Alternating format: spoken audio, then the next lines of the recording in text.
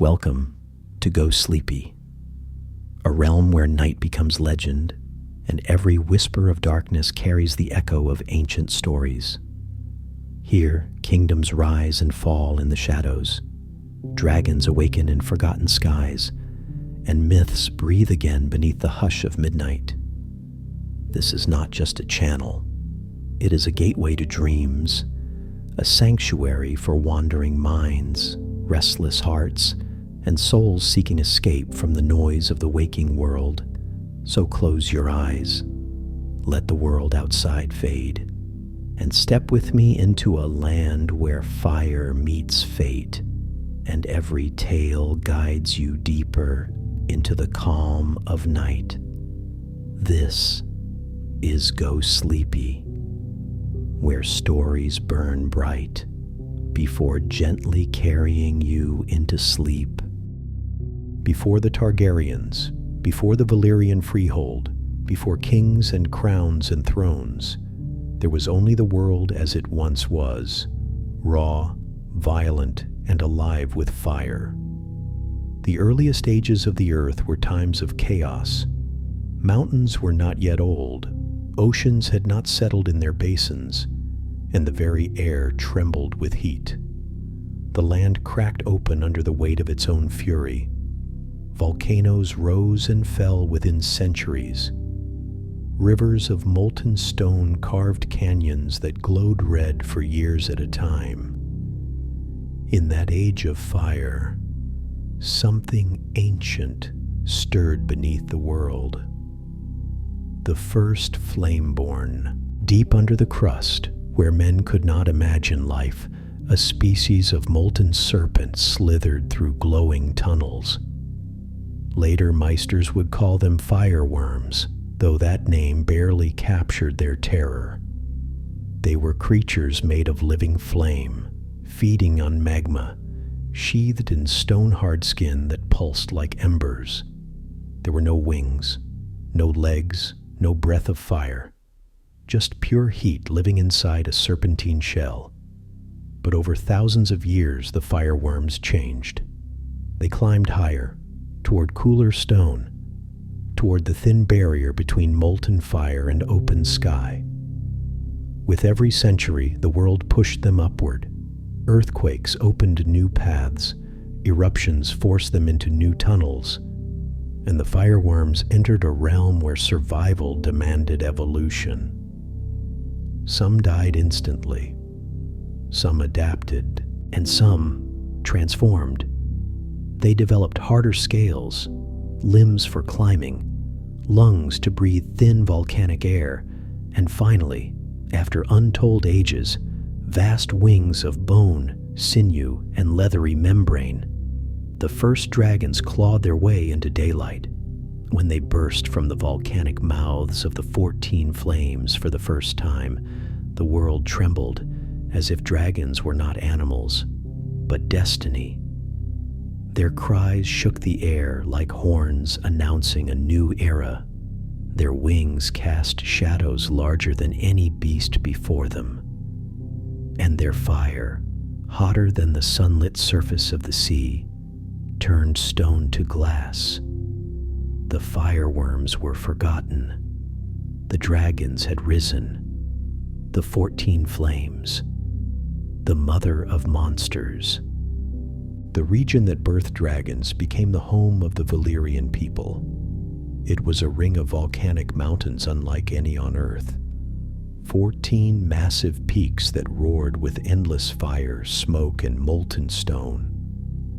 The Valyrians later said, "The mountains were not 11 nor 12, but 14, one for each god and one for each sin. From those mountains came glowing rivers of lava, black volcanic glass gemstones formed in heat clouds of ash that blotted out the sun. Dragons roosted atop these mountains, and the Valyrians, simple shepherds at the time, watched these colossal beasts with a mixture of fear and awe. Children were taught never to look a dragon in the eyes, but some did, and the world changed. Shepherds and gods, According to legend, the earliest Valyrians lived in modest huts of stone and clay, moving flocks of goats between pastures carved by old eruptions. The dragons were not yet creatures to be tamed. They were gods worshipped from a distance. But among all the shepherd families, one stood apart: House Targaryen. Long before they were dragon lords, they were shepherds who did not flee when dragons descended from the mountains. They watched. They studied. They listened. One tale says a shepherd child, Daenerys of the hills, wandered too close to a dragon's nest. Instead of roasting her alive, the hatchling nudged her with its snout, its breath warm like the inside of a forge. The elders panicked, screaming for the child to run. But she stood still, whispering, "Do not fear fire, for fire is the beginning." Some Meisters claim this story is nothing more than myth. Yet within every legend is a shard of truth, and the truth is this: the Valyrians learned dragons before any other people dared to try, not through brute force, not through chains, but through courage. The first taming. The Valyrians believed dragons understood strength, not cruelty, but willpower. A dragon tested the heart of the one who approached it. A weak-willed rider became ash. The strong-willed were accepted. The earliest recorded dragon rider, if such stories can be trusted, was a man named Enar, the dragon friend, an ancestor of House Targaryen. It is said that Enar once walked alone into a volcanic valley where 3 dragons feasted on a dying fireworm. His followers begged him to flee. He replied, "If death awaits me, let fire take me. Better to burn than live in fear." The largest of the dragons, a massive red she-dragon whose wings were cracked with age, descended toward him. Her breath melted the stone at her feet. Her eyes glowed like twin furnaces. Yet Enar did not kneel. He raised his hand slowly.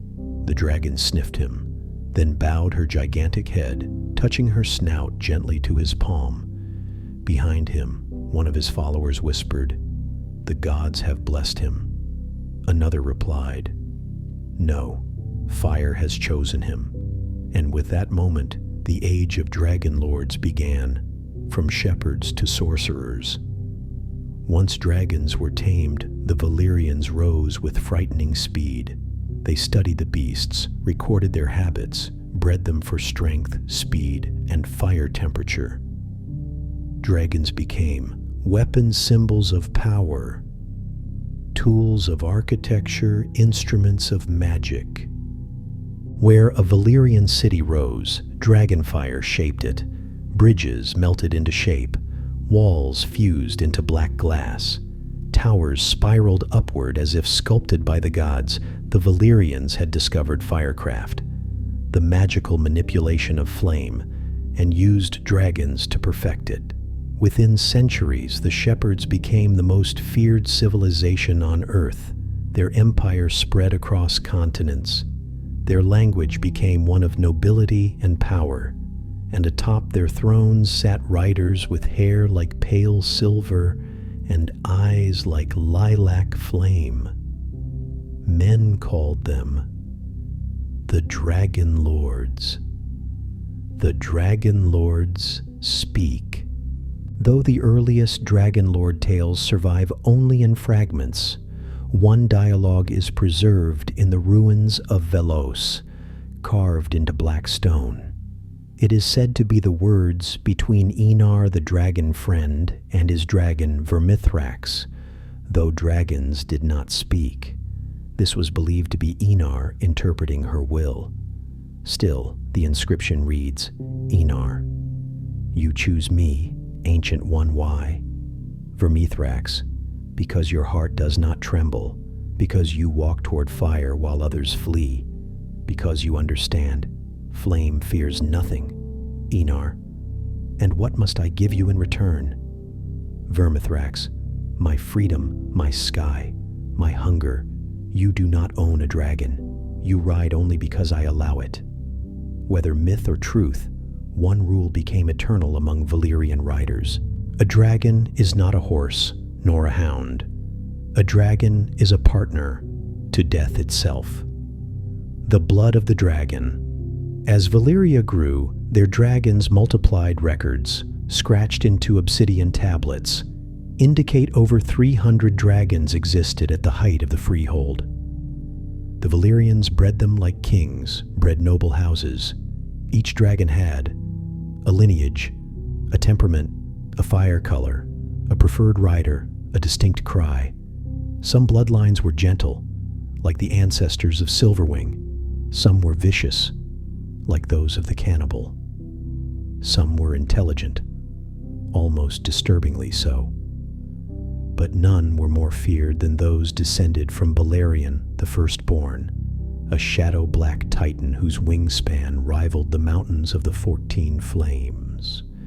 His bloodline would produce Balerion, the Black Dread, Meleys, the Red Queen, Tessarion, the Blue Queen, and countless unnamed worms.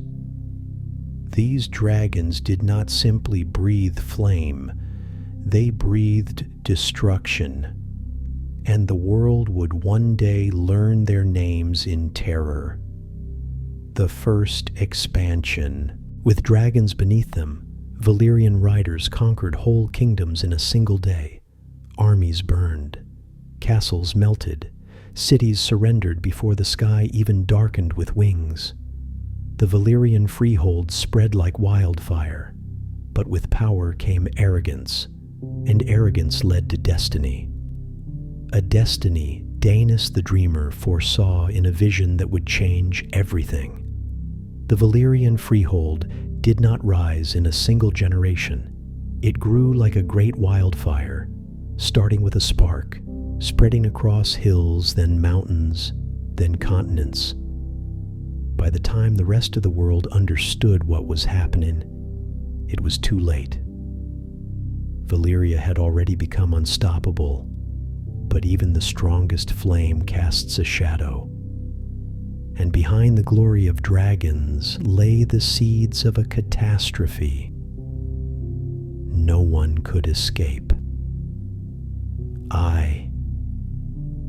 The Forge of Sorcery. The Valyrians were not merely dragon riders, they were sorcerers, artisans of fire and stone. Their magic was born from the volcanoes they worshipped.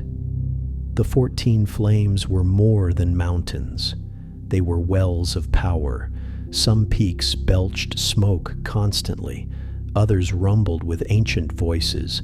A few glowed red at night like burning stars fallen from the sky. And at the very heart of these mountains, in caverns no mortal visited twice, the Valyrians forged their greatest works, enchanted blades.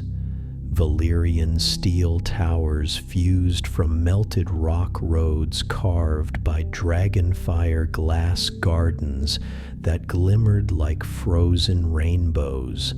It is said the Valyrians practiced bloodbinding, a secret art allowing rider and dragon to share instinct, emotion, even dreams. One inscription from a Valyrian temple reads, "We are one flame, two bodies. When I breathe, you burn." Whether truth or poetic exaggeration, the bond between dragon and rider was deeper than anything known since. Seninu, the dragon families.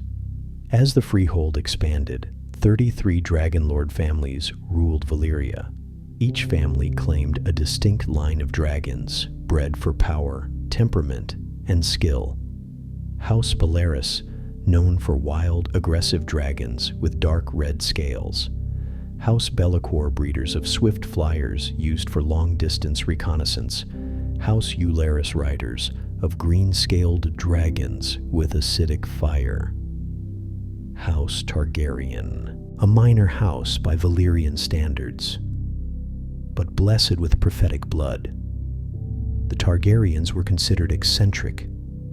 They built temples to the gods long abandoned by others, avoided certain mountains, and trusted visions more than logic.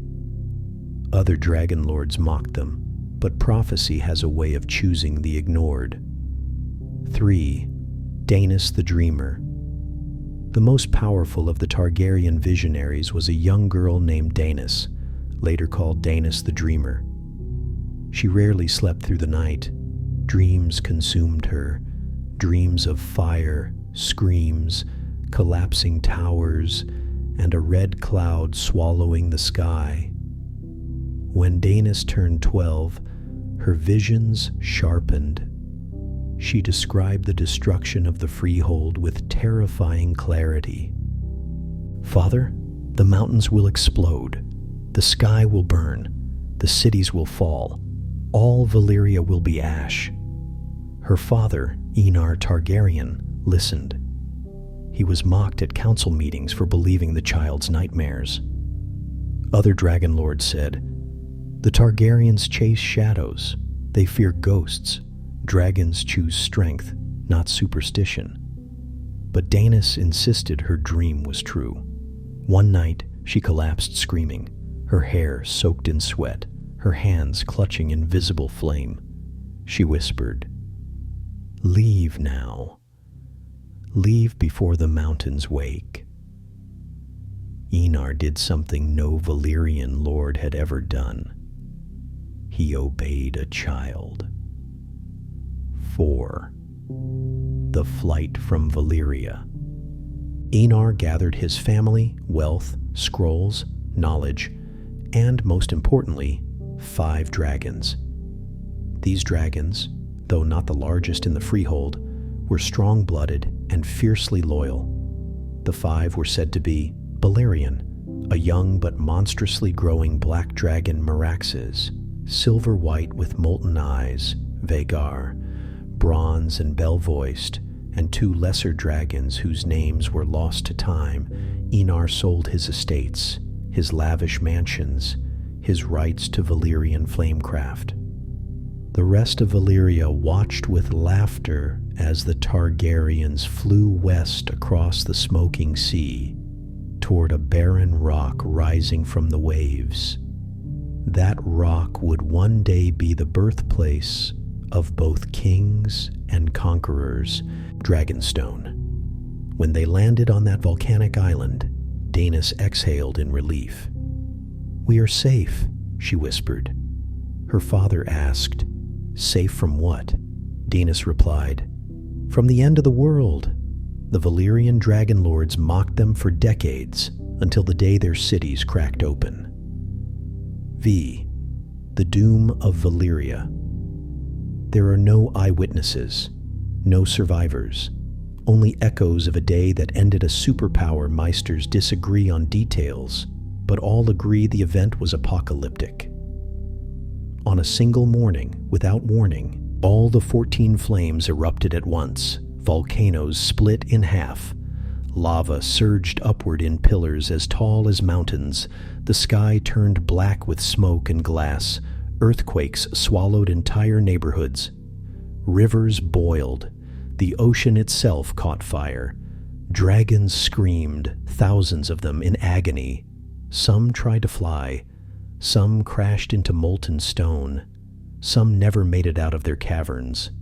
Cities that stood for 5,000 years were erased in minutes. Towers of black glass shattered like fragile ice. Temples melted. Roads became rivers of glowing death.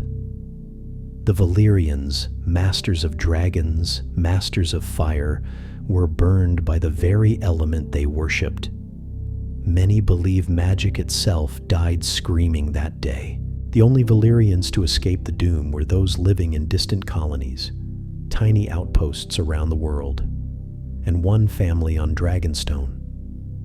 The family the world had mocked, the family that listened to prophecy, the family of dragons, the Targaryens.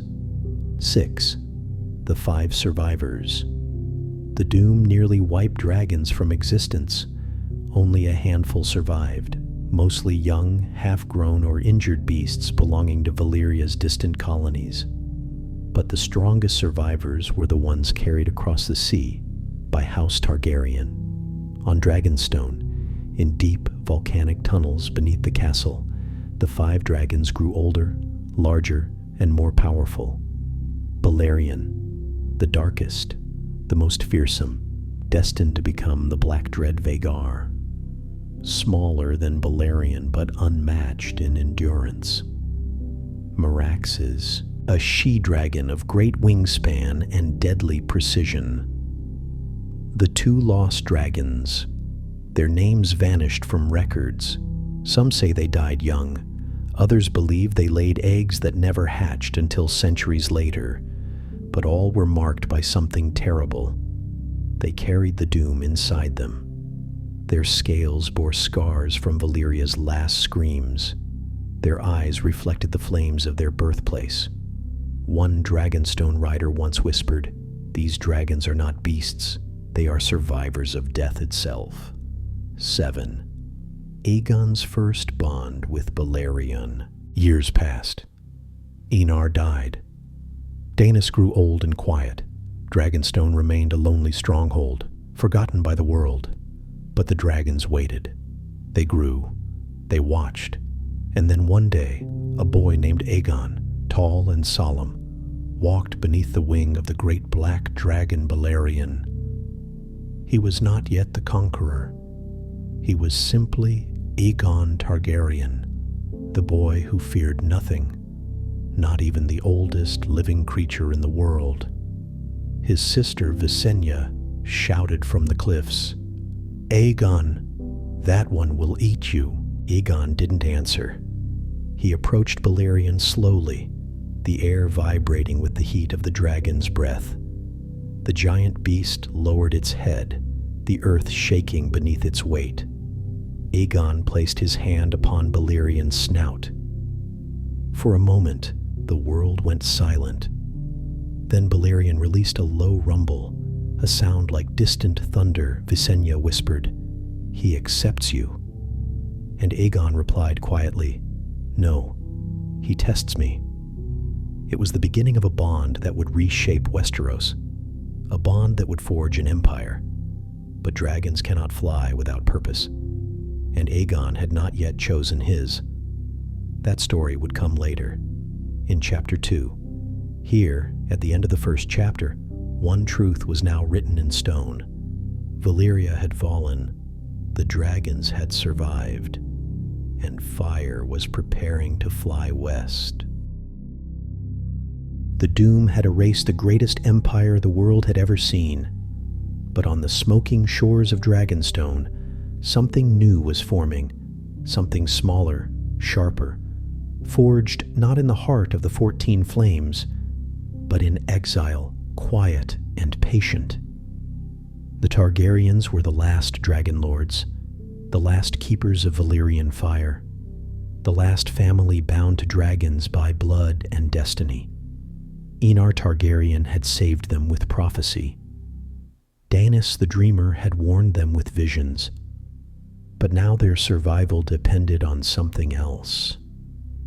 A boy growing into a man, and 3 dragons growing into legends such as Dragonstone, the last Valyrian fortress. Dragonstone was a fortress carved in the shape of hell and heaven, both.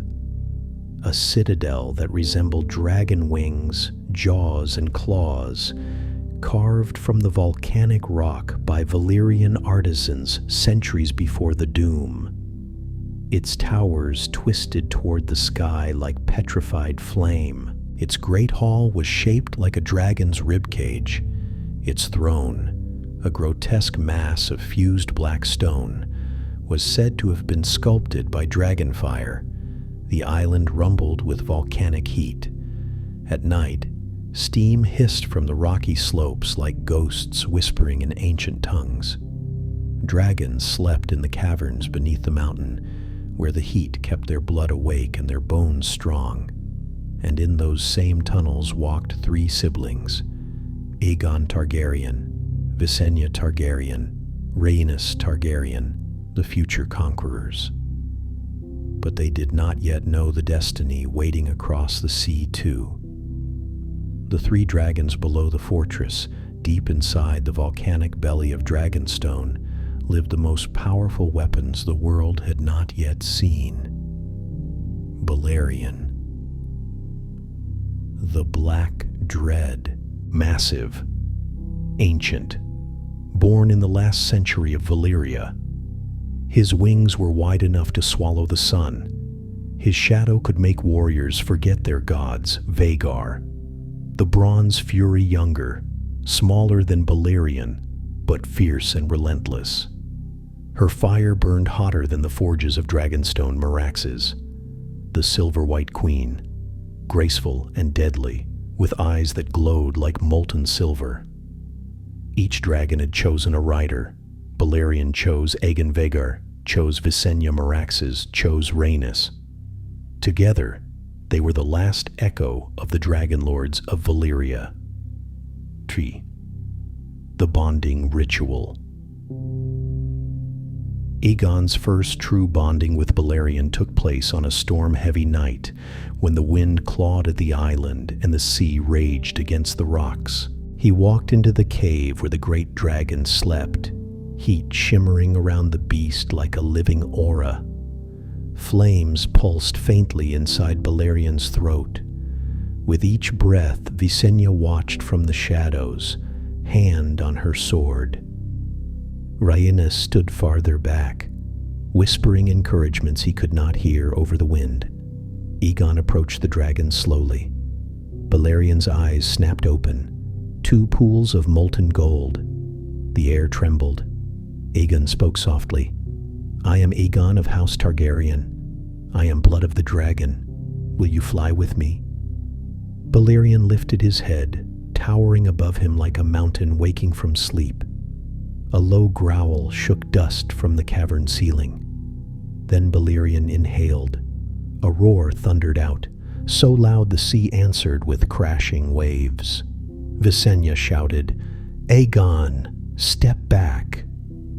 But Aegon stood firm, cloak whipping behind him in the gale, eyes never leaving the dragon.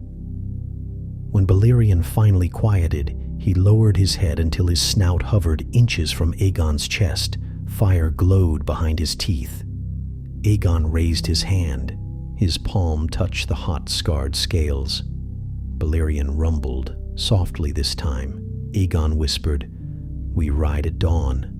And for the first time, the Black Dread bowed for whispers of Westeros.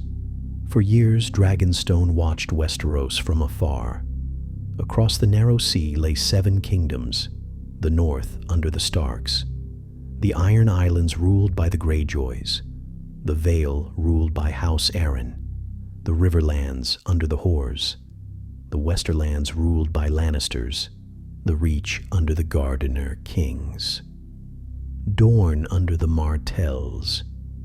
Each kingdom had armies. Each kingdom had pride. Each kingdom had walls and swords and knights, but none had dragons. Still, Aegon waited. He visited the mainland occasionally with his sisters, once hosting lords, once scouting terrain, once climbing the hills overlooking Blackwater Bay. But each time, he returned to Dragonstone silent. One evening, Rhaenys sat with him atop the cliffs. The wind carried the scent of salt and smoke.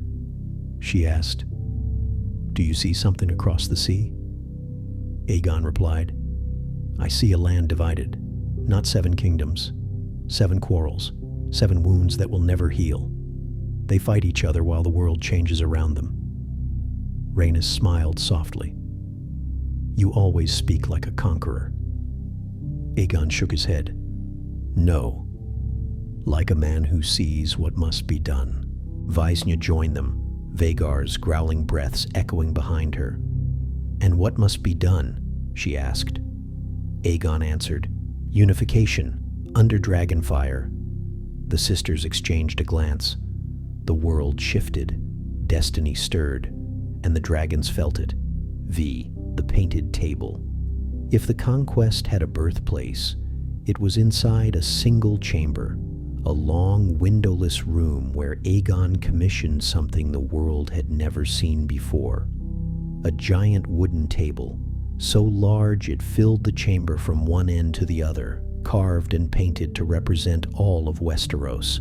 Mountains, forests, rivers, castles, every detail was cut into the surface with painstaking accuracy. They called it the Painted Table. Here, Aegon traced landscapes with his fingers. Here, he studied strongholds and roads. Here he learned where a dragon could land and where no army could march. Days turned to months. A plan took shape.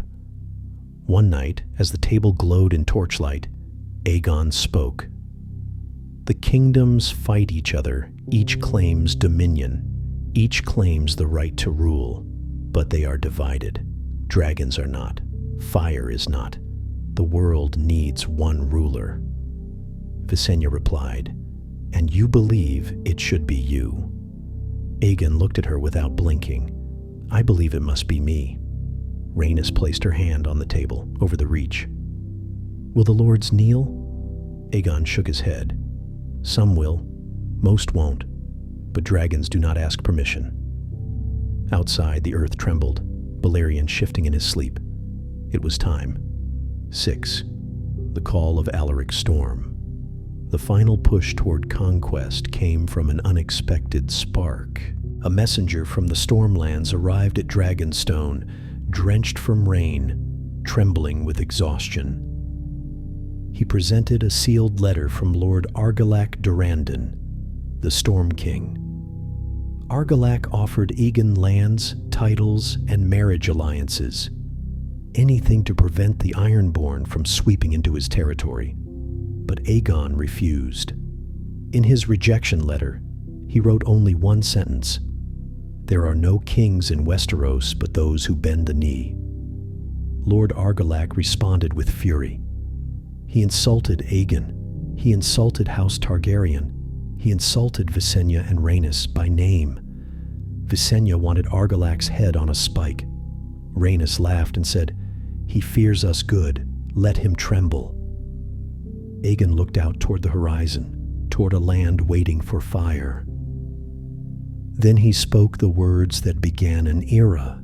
"We will take Westeros." Visenya. "When?" Aegon. "Now." The dragons roared beneath the mountain, as if answering the call. 7. The wings that would change the world. The next morning, Dragonstone shook with the beating of colossal wings. Balerion launched into the sky first, pulling storms in his wake.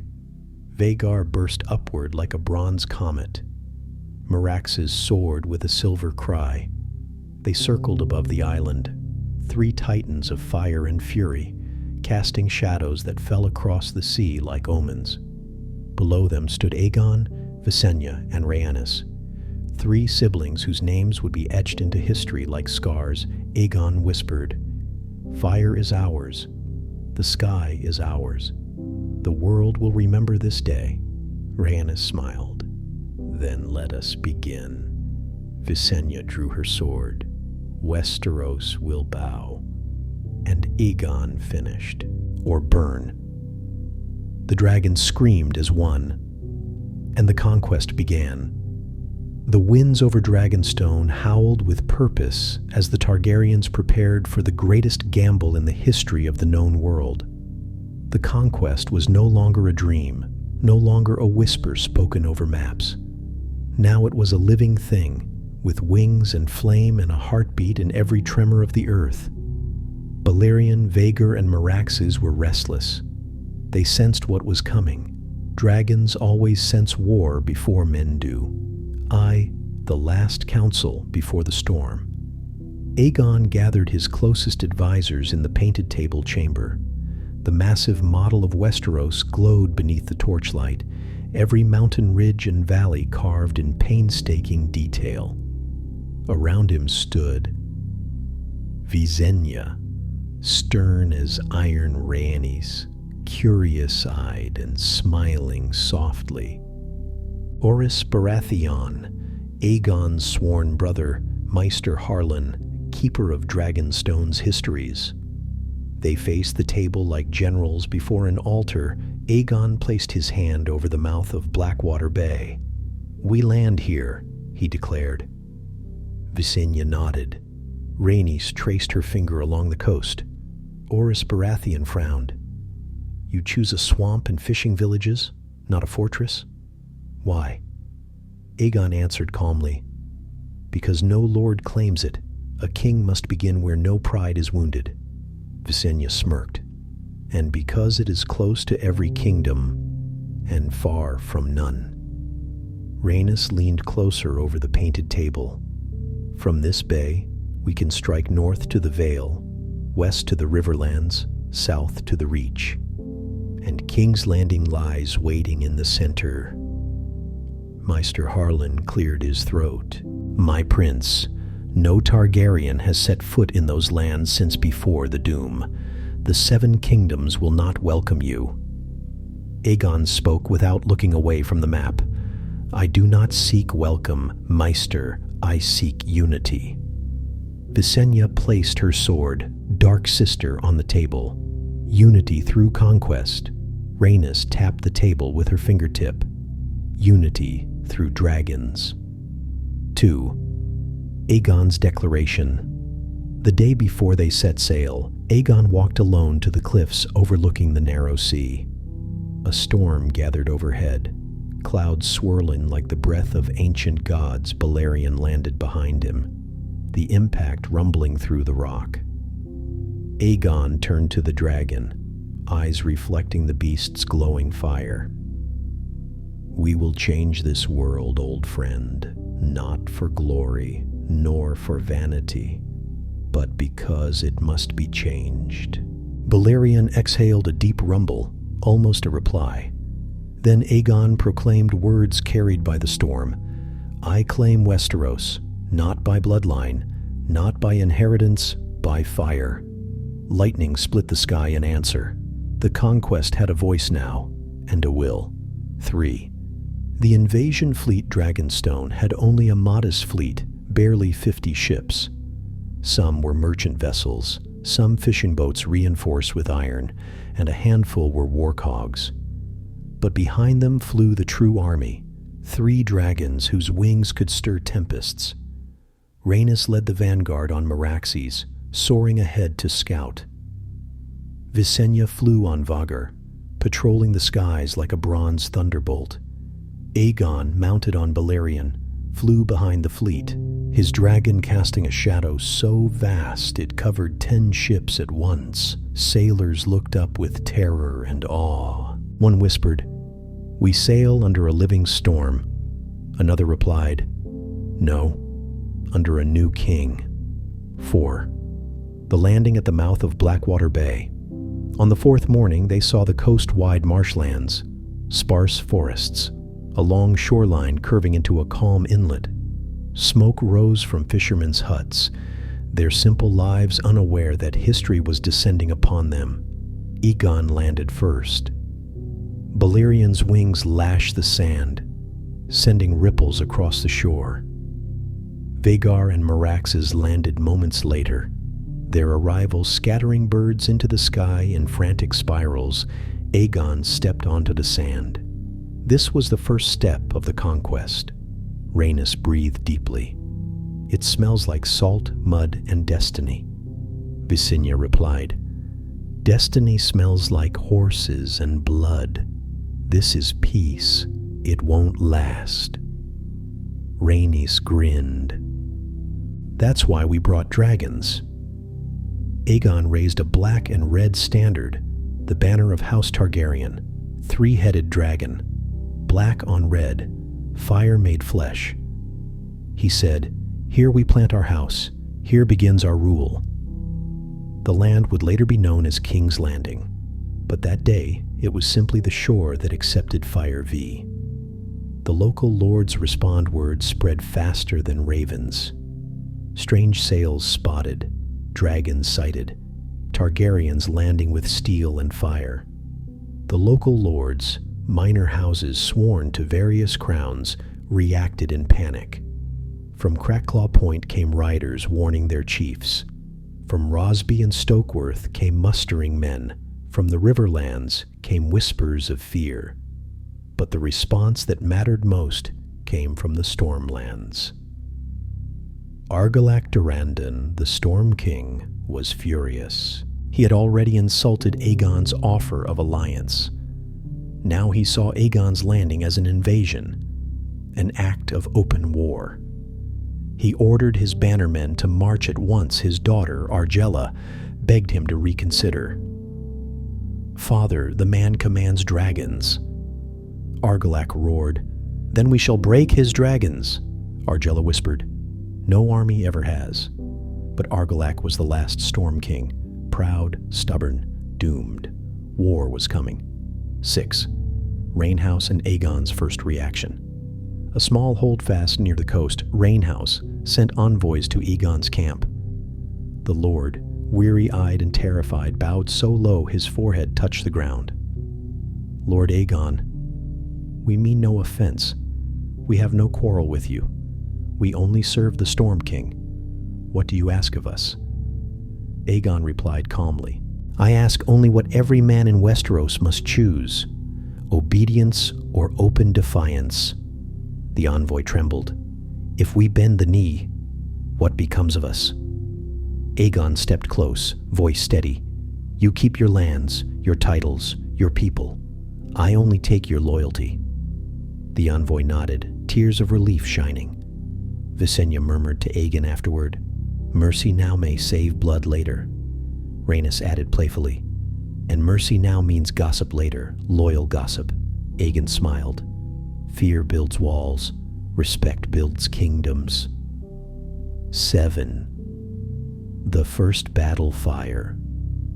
The first army to challenge Aegon's landing was not Argilac's main force, but a smaller band of Stormlanders eager to earn glory before their king arrived. They charged from the woods at dawn, 1,000 men armored in thick leather and studded mail, sprinting with war cries. Aegon did not draw his sword. He mounted Balerion. The dragon rose with a terrible cry. Stormlander soldiers halted mid-charge, their formation collapsing into chaos. One man whispered, "Mother, what have we run into?" Aegon's voice boomed from the sky. "I do not wish to burn you." Balerion exhaled a thin line of steam, a warning, "But I will if you force my hand." Still their captain shouted, "Charge! For Argilac! For the Stormlands!" Aegon gave them one last chance. Yield. They didn't. A single burst of flame swept the field, not to slaughter, but to break their courage. Grass turned to black ash. Shields became molten, horses fled in terror. The Stormlander captain fell to his knees, sword dropping from trembling fingers. We yield. Not a single death was needed. Aegon turned to Rhaenys and Visenya. "Let this be known. We conquer not to destroy, only to rule." 8. The Storm King. March's news of the failed assault enraged Argilac. He gathered 4,000 heavy infantry, 1,000 knights, and hundreds of archers. It was a formidable host, one that could crush any army in the Seven Kingdoms. But Aegon's true strength did not walk. It flew. When scouts reported that Argilac's banners approached, Aegon mounted Balerion, Visenya mounted Vhagar, and Rhaenys mounted Meraxes, 3 dragons, 3 riders, one sky turning black with wings. Visenya said, "The Storm King seeks thunder." Rhaenys smiled. "Then let us give him lightning." Aegon finished, and fire. The dragons launched into the sky, streaking toward destiny and toward the first real battle of the conquest, the Battle of the Last Storm. A battle that would end one kingdom and begin another. The Stormlands had seen war for 1,000 years. battles against Dornish spears, Ironborn raiders, and Reachman ambition. But never had they faced anything like what descended upon them the day Aegon rode out to meet their king. Wind lashed the cliffs, thunder rolled through the sky, rain hammered the tents of both armies. It was as if the gods themselves begged men to turn back. But neither side would. Aegon Targaryen came to unite a continent. Argilac Durrandon came to defend his crown. Only fire and storm would decide who remained standing. I, the Storm King's pride. Argilac the arrogant lived up to his name. He rode at the head of his army in black plate armor chased with golden lightning bolts.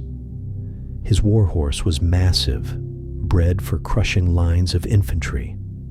Rain poured from the crest of his helm as if the sky itself bowed to the Storm King. His daughter, Princess Argella, rode beside him, face hard as carved stone.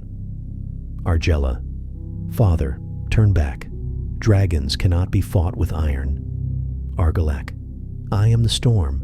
No dragon frightens me." He raised his spear toward the sky as lightning cracked behind him. Argilac, "Let Aegon come. I will show him what it means to defy the Storm King."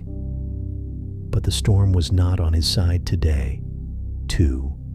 The Black Dread takes flight. Balerion sensed the coming battle long before Aegon mounted him. He prowled in the mud, wings dragging like curtains of shadow, eyes burning with the hunger of a living apocalypse. Aegon approached, the wind snapping at his cloak. "Aegon, old friend, it is time." Balerion lowered his head. Fire curled inside his throat like a promise. Moments later, Aegon shot into the sky on the back of the greatest dragon ever known. Visenya soared beside him on Vhagar, bronze wings cutting through the rain. Rhaenys followed on Meraxes, silver scales flashing with every burst of lightning. 3 dragons, 3 riders, 1 sky trembling under their fury.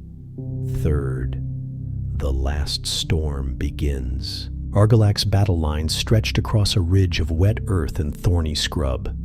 His men raised shields, planted spears, and dug in. They could fight any mortal army, but dragons were not mortal. Aegon's voice thundered from above. "Storm King, surrender now, and you shall live." Argilac spat rainwater from his lips. "I do not yield, not to you, not to fire, not to fate." He thrust his spear toward the sky. "Stormlanders, charge!" The field exploded into motion. Thousands of men roared, boots pounding the earth, spears shaking. Archers loosed volleys of arrows that darkened the sky. But arrows cannot pierce thunder, and they cannot reach dragons. 4. Vhagar's fire.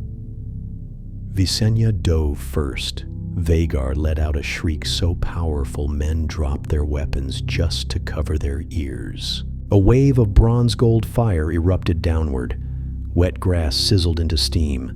Shield lines shattered. Armor melted like wax. Stormlanders scattered in terror. Visenya's voice cut through the chaos. "Face the truth.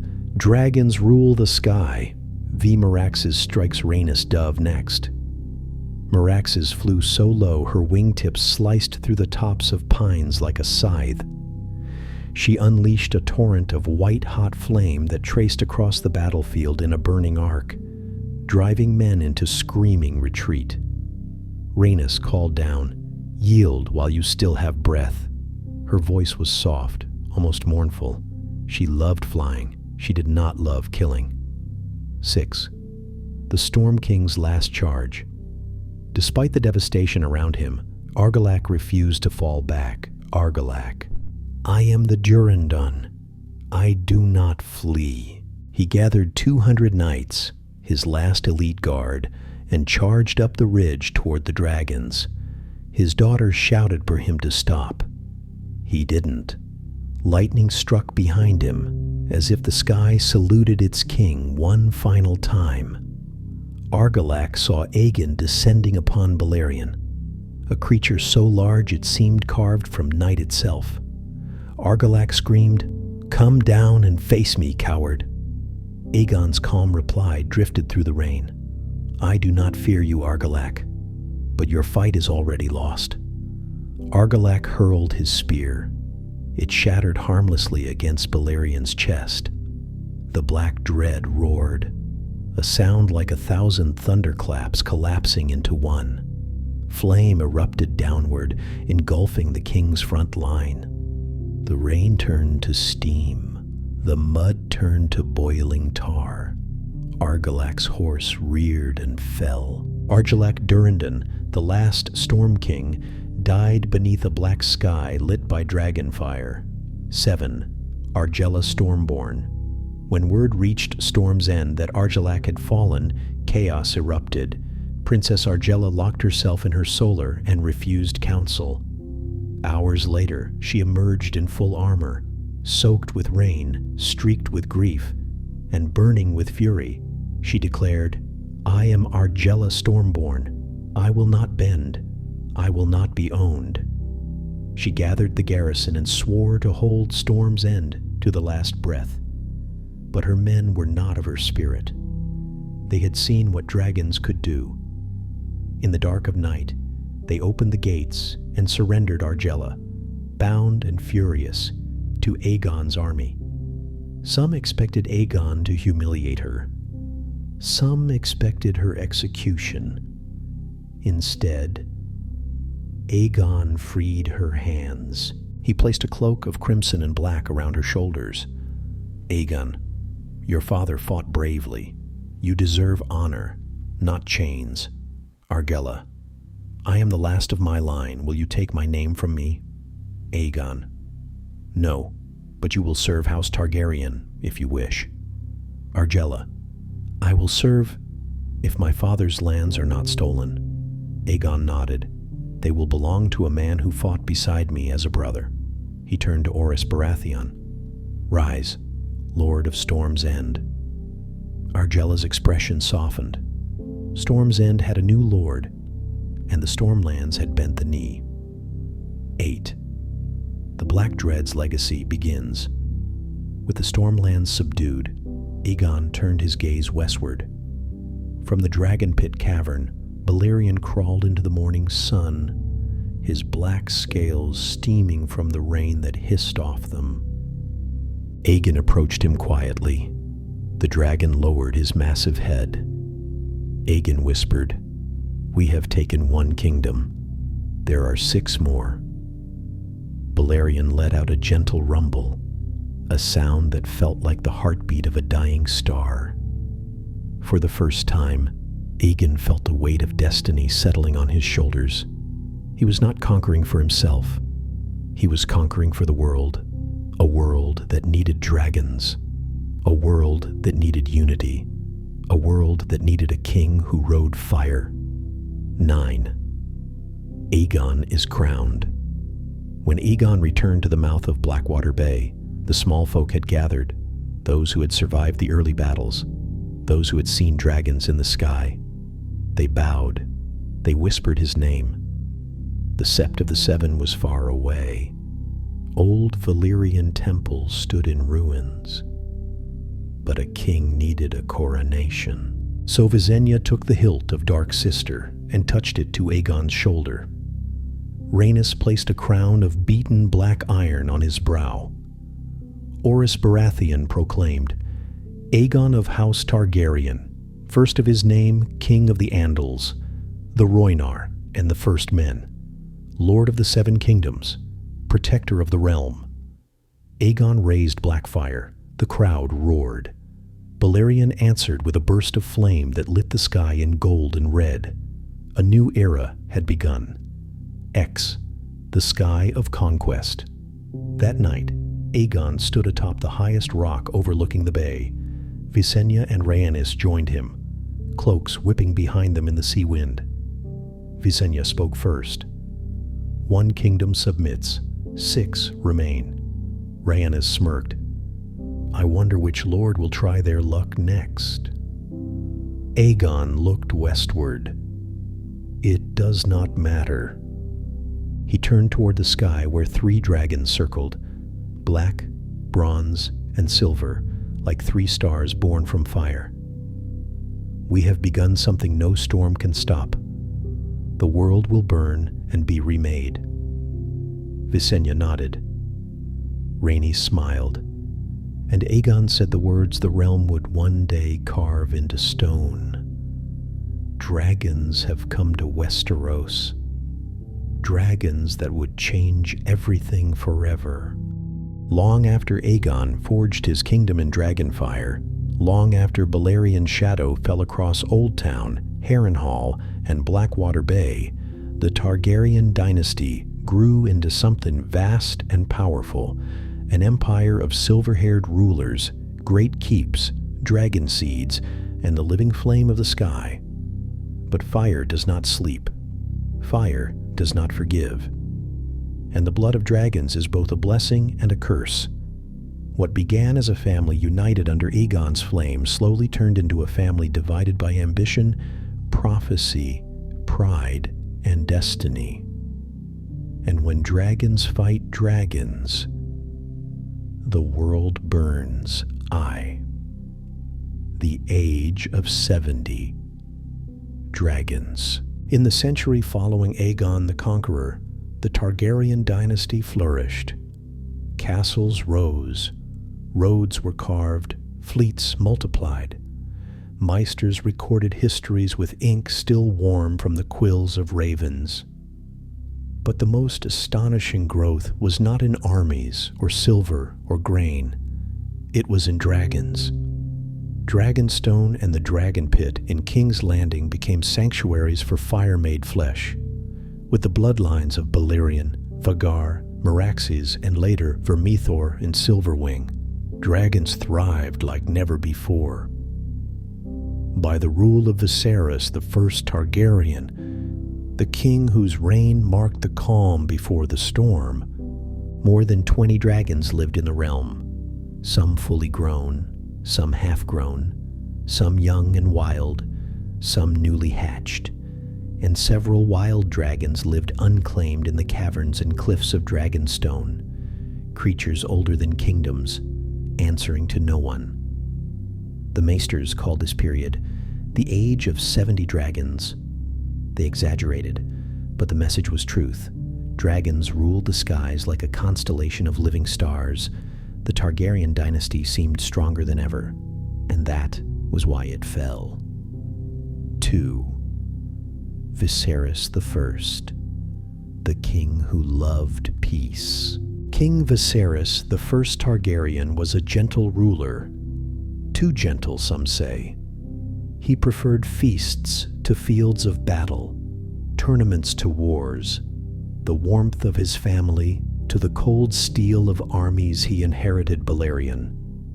Though the Black Dread was ancient beyond measure by the time Viserys rode him, Balerion died of old age shortly after Viserys' first flight, one last giant falling asleep beneath the dragon pit.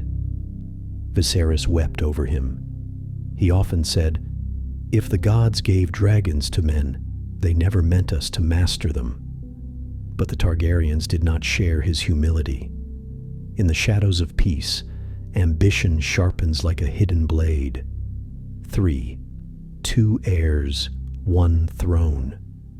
In Viserys' youth, he had only one living child, his daughter Rhaenyra, silver-haired, proud, fierce as flame. She was the apple of her father's eye. He named her Princess of Dragonstone, heir to the Iron Throne, the realm's delight. She rode the great yellow dragon Syrax, a creature as willful as she was. When she landed Syrax before King's Landing, crowds gathered just to watch the sunlight blaze across her golden scales. Small folk whispered that Rhaenyra looked every bit the queen she was meant to become. But peace is fragile. Years later, Viserys remarried Queen Alicent Hightower. With her came sons, 4 of them, and the realm began to murmur. Should a daughter inherit the Iron Throne when a son exists? Viserys insisted, "Rhaenyra is my heir. This will not change." But words spoken in peace crumble in war. The Hightowers whispered, the small folk whispered, the lords whispered, and even dragons whispered. Two branches of the Targaryen family were forming: the Blacks, with Rhaenyra as rightful heir; the Greens, with Alicent and her sons seeking the throne. Rhaenyra rode Syrax.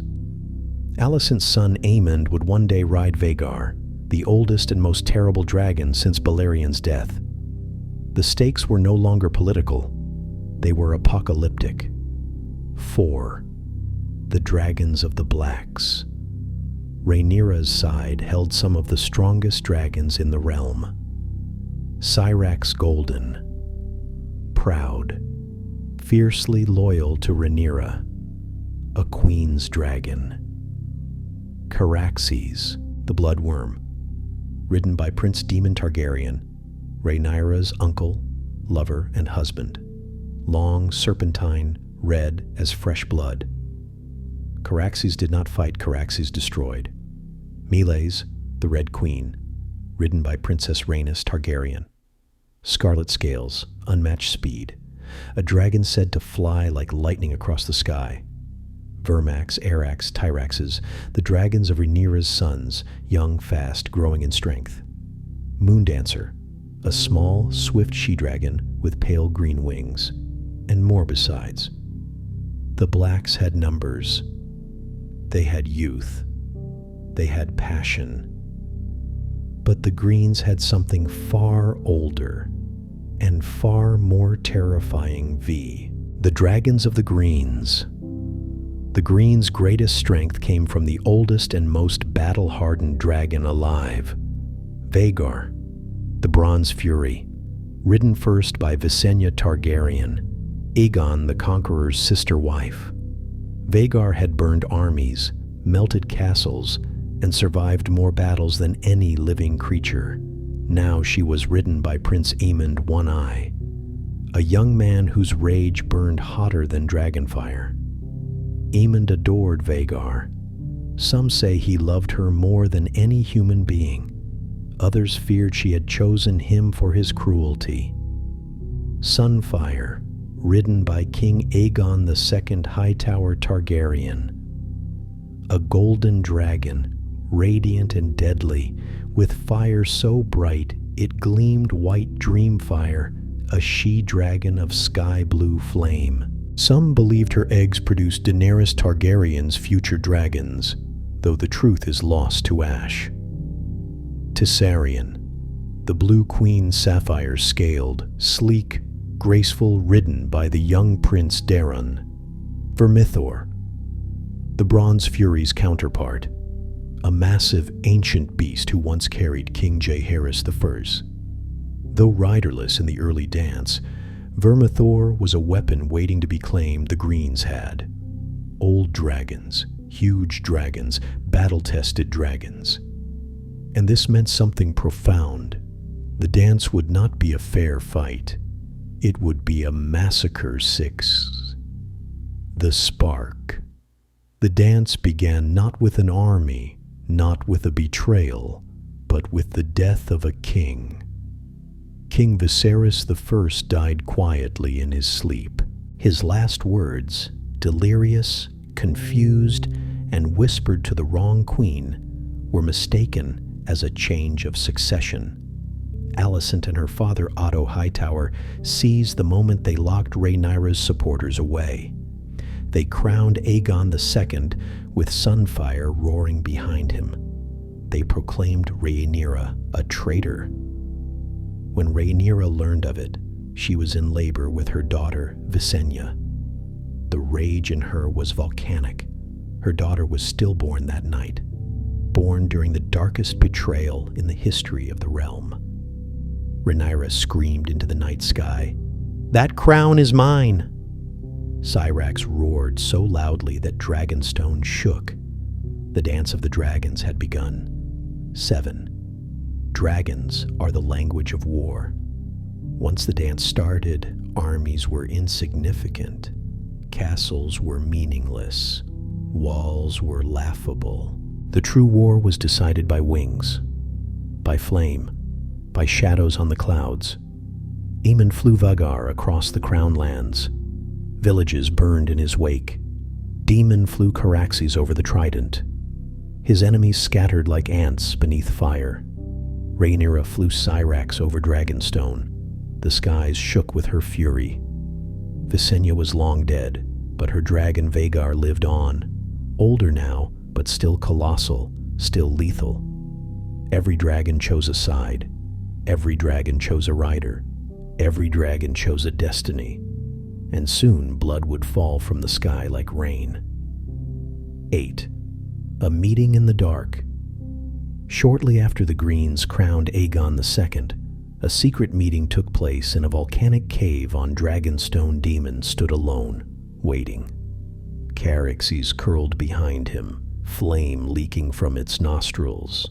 Rhaenyra arrived, face pale with grief, fury, and exhaustion. Syrax lowered her head in mourning for her lost hatchling. Daemon stepped forward. Daemon, you should have been crowned the moment your father named you heir. Rhaenyra's voice shook. My father is dead. My daughter is dead. My crown is stolen. Daemon touched her cheek. Then we take it back. Rhaenyra looked up at him. With dragons? Daemon smiled, wolf-like, with fire. Behind them, Syrax and Caraxes both roared, their voices echoing off the cavern walls like the beginning of apocalypse. 9. The War of Fire begins. When Rhaenyra declared herself queen, her supporters answered immediately. The Vale Dragonstone, half the Riverlands houses, Blackwood, Celtigar, Darkland, Staunton, dragon seeds who dreamed of riding dragons. They flocked to her banners. The Greens mustered armies. The Blacks prepared dragons. Ravens flew so quickly they fell dead from exhaustion. But no message changed the truth that now hung over the realm like a sentence.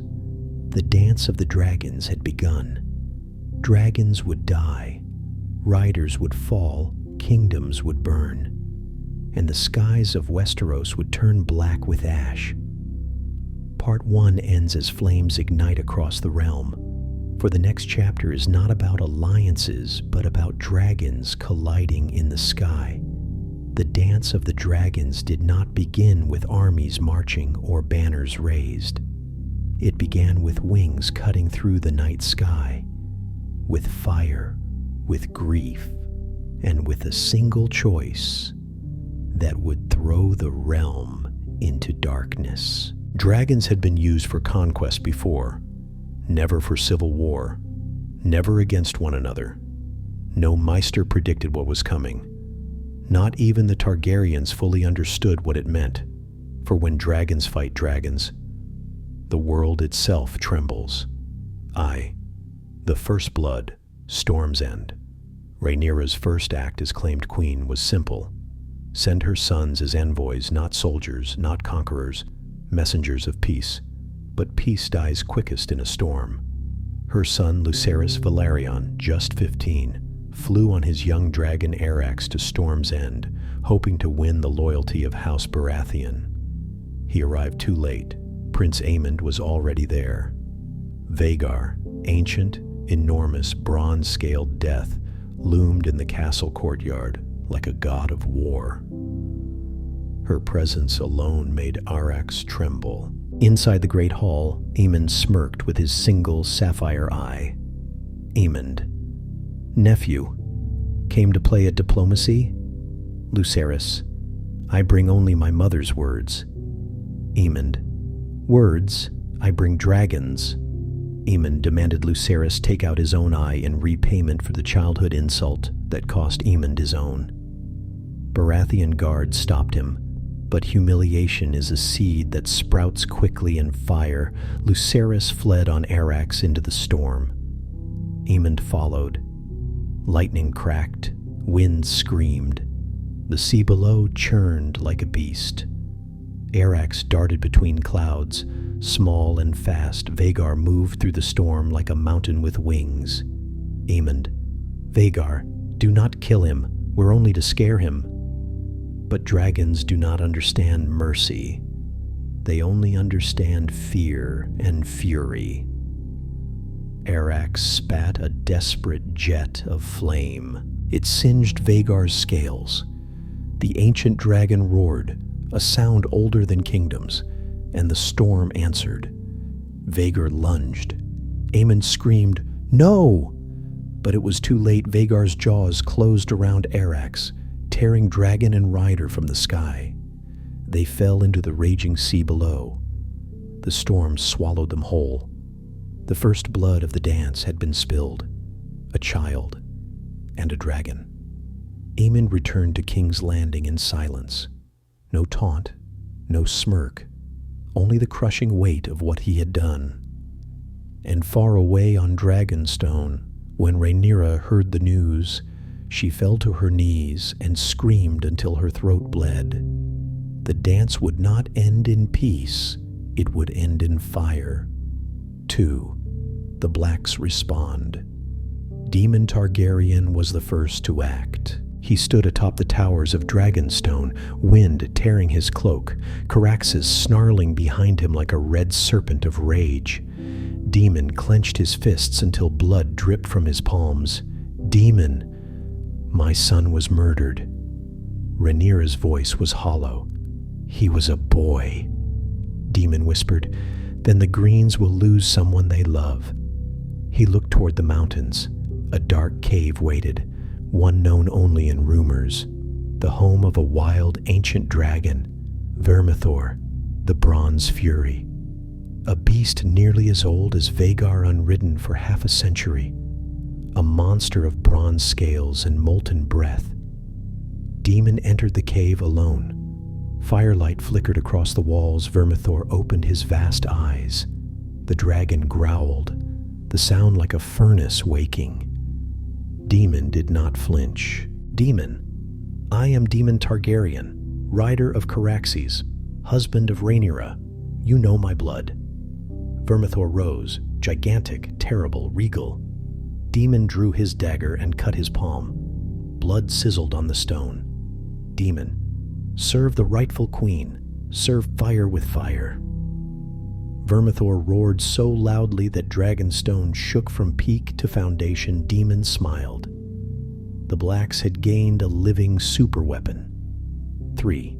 The Assassin in the Dragon Pit. While dragons prepared for open sky battle, the Greens plotted something darker. King Aegon II, enraged by the death of his nephew and Rhaenyra's refusal to yield, chose a weapon men could wield without wings. He hired assassins, 2 killers, one tall, one small, nicknamed Blood and Cheese. Their target, a son for a son. They infiltrated Dragonstone. They found Rhaenyra's children, and in an act so cruel it scarred the realm forever, they forced her young son Jaehaerys to choose which of his brothers would die. When he sobbed that he could not choose, the assassins chose for him. The realm froze in horror. Daemon did not freeze. Daemon became a storm of vengeance. 4. The dragon seeds rise. The war needed riders. There were dragons without riders. There were people with dragon blood. Dragon seeds, bastards of Balerion or Targaryen descent, were called to Dragonstone. Ulf the White, Hugh Hammer Nettles, Adam of Hull, and dozens more. Some died trying dragons. Do not accept cowards, but some succeeded. Vermithor chose Hugh Hammer. Silverwing chose Ulf White. Sea Smoke chose Adam of Hull. Sheepstealer chose Nettles. These new riders shifted the balance. The Blacks no longer had just Rhaenyra's dragons. They had an army of them. Daemon watched the dragon seeds take flight, his eyes hungry with ambition. Daemon, let the Greens tremble. V. The Battle of the Burning Mill. The first real clash of dragons came soon after. Prince Daeron of the Greens, riding Viserion, attacked the Reach with Hightower forces. They captured town after town, until the Blacks struck back. The armies met near a river mill, whose wooden tower scraped the sky like a crooked finger. Daemon wasn't there, nor Aemond. This battle belonged to the younger dragons. Viserion the Blue Queen versus Sea Smoke, ridden by Adam of Hull. The two dragons circled above the burning fields. Viserion's blue flame cut through the smoke like lightning. Sea Smoke was faster, sleek, agile, darting through Viserion's fire with serpentine grace. Adam yelled, "Adam! Burn them, Sea Smoke! Burn them all!" Daeron shouted in response. Daeron, "Blue Queen, strike!" The dragons collided in midair. Claws tore scale, teeth ripped flesh, wings thrashed. The sky filled with falling embers of blood. Sea Smoke bit Viserion's neck. Viserion clawed Sea Smoke's wing. Both dragons crashed into the burning mill, sending fire and splinters into the air. The mill collapsed, trapping Viserion. Adam urged Sea Smoke upward, but the young dragon was wounded. Still, Sea Smoke managed to escape. Viserion did not. The first major dragon of the dance had fallen on the battlefield, and the war was only beginning. 6. Aemon's wrath across the Riverlands. Blinded by guilt for Lucerys' death, and enraged by every black victory, Aemon took to the skies with Vhagar. They burned villages, they toppled towers, they terrorized whole regions. Wherever Vhagar flew, ashes fell like black snow. Aemon left a trail of death across the Riverlands, whispering to Vhagar, "Aemond, let the realm remember our fury." Vhagar responded with fire so hot it turned stone to glowing glass. Alicent begged him to stop. He didn't. War had consumed Aemond as surely as dragonfire consumes wood. 7. Rhaenyra's grief turns to resolve. On Dragonstone, Rhaenyra stood before Syrax, pale, tired, but suddenly calm Rhaenyra. "I have wept for my children. I will weep no more."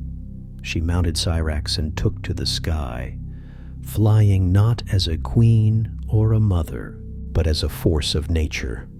Syrax roared, golden fire lighting the clouds. Daemon flew beside her on Caraxes. "Daemon, where are we going?" Rhaenyra, "To reclaim what was stolen."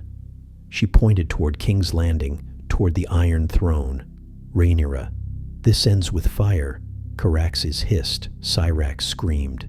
Daemon smirked. The dragons streaked across the sky. The war was no longer about diplomacy. It was about domination. 8. The first night of the Dragon Pit. While Rhaenyra prepared to march, King's Landing became a nest of fear. Citizens whispered, "Vhagar will protect us." "No, Syrax is coming." The queen rides with fury. Daemon rides with death. Small folk prayed, nobles hid. Aegon II drank himself into a stupor with rage and fear. In the dragon pit, Sunfire growled restlessly. Dreamfire beat her wings against the chains. The dragons sensed a storm approaching, a storm that would reshape the realm, a storm that would crack open the dragon pit itself. 9. The skies darken. The dance had begun with children.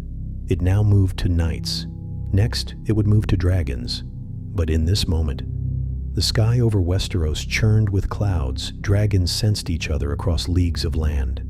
Aemond on Vhagar, Daemon on Caraxes, Rhaenyra on Syrax. War approached, not by sea, not by land, but by air. The first true dragon-on-dragon battle was coming, and when it came, the heavens would tear open, flame would rain from the sky, kings would fall, castles would burn, and the age of dragons would begin to die. This was only the beginning. The dance had begun like a whisper. It now roared like a cataclysm. Dragons no longer circled the sky as symbols of majesty. They hunted each other like wolves. Their screams echoed across valleys, shaking stone castles and causing shepherds to flee with their flocks. The world had never seen anything like it. The world would never see it again, for this was the part of history where dragons died. Caraxes versus Vhagar, the slaughter at the God's Eye. There are battles, there are duels, and then there are moments when legends collide. Daemon Targaryen knew the war could not be won while Aemon lived. Aemon knew the same of Daemon. It was only a matter of time before their hatred drew them together like two comets destined to crash. That moment came at the lake called the God's Eye, near the haunted ruins of Harrenhal. The sun was sinking. The lake shimmered like liquid gold. The wind carried only silence. Daemon waited on Caraxes, perched on a cliff. Caraxes hissed, wings twitching. The bloodworm sensed his ancient rival approaching. Then shadow swallowed the sun. Vhagar descended, the Bronze Fury, old as conquest, large enough to blot out the sky. Aemon circled above, sapphire eye glittering with murderous purpose. Aemon. At last, uncle. Daemon laughed, quiet, calm, deadly. Daemon, you have lived too long, boy. Caraxes launched upward, screaming. Vhagar dove like a falling mountain. The two dragons collided with such force that the very lake trembled. Caraxes, swift and serpentine, darted around Vhagar's massive wingspan, slashing at her belly. Vhagar roared, flames bursting from her maw, turning the sky into a furnace. Aemon taunted through the flames. Aemon, your beast is small, your time is done. Daemon's voice was ice. Daemon, size is not strength, rage is. Caraxes wrapped his long body around Vhagar's neck, biting into her throat. Vhagar thrashed, tearing Caraxes' wing. Both dragons spiraled downward, crashing through trees, slamming into the surface of the lake. Water erupted skyward in a geyser of steam. The dragons surfaced again, fighting on the lake itself, claws tearing waves into crimson foam. Aemon urged Vhagar upward. Daemon urged Caraxes into a final dive. Both dragons soared straight into the clouds, then plunged down in a death spiral that broke the sky itself. Daemon stood on Caraxes' saddle, wind ripping his cloak. He leapt, sword in hand, straight onto Vhagar's back. Aemon turned in shock. Daemon drove Dark Sister into Aemon's single eye, the sapphire eye, the eye he had taken from Lucerys Valerian. Aemon died instantly. Vhagar's scream shook the earth. Without rider or command, the ancient dragon plummeted into the God's Eye, taking Daemon with her. The lake swallowed both whole.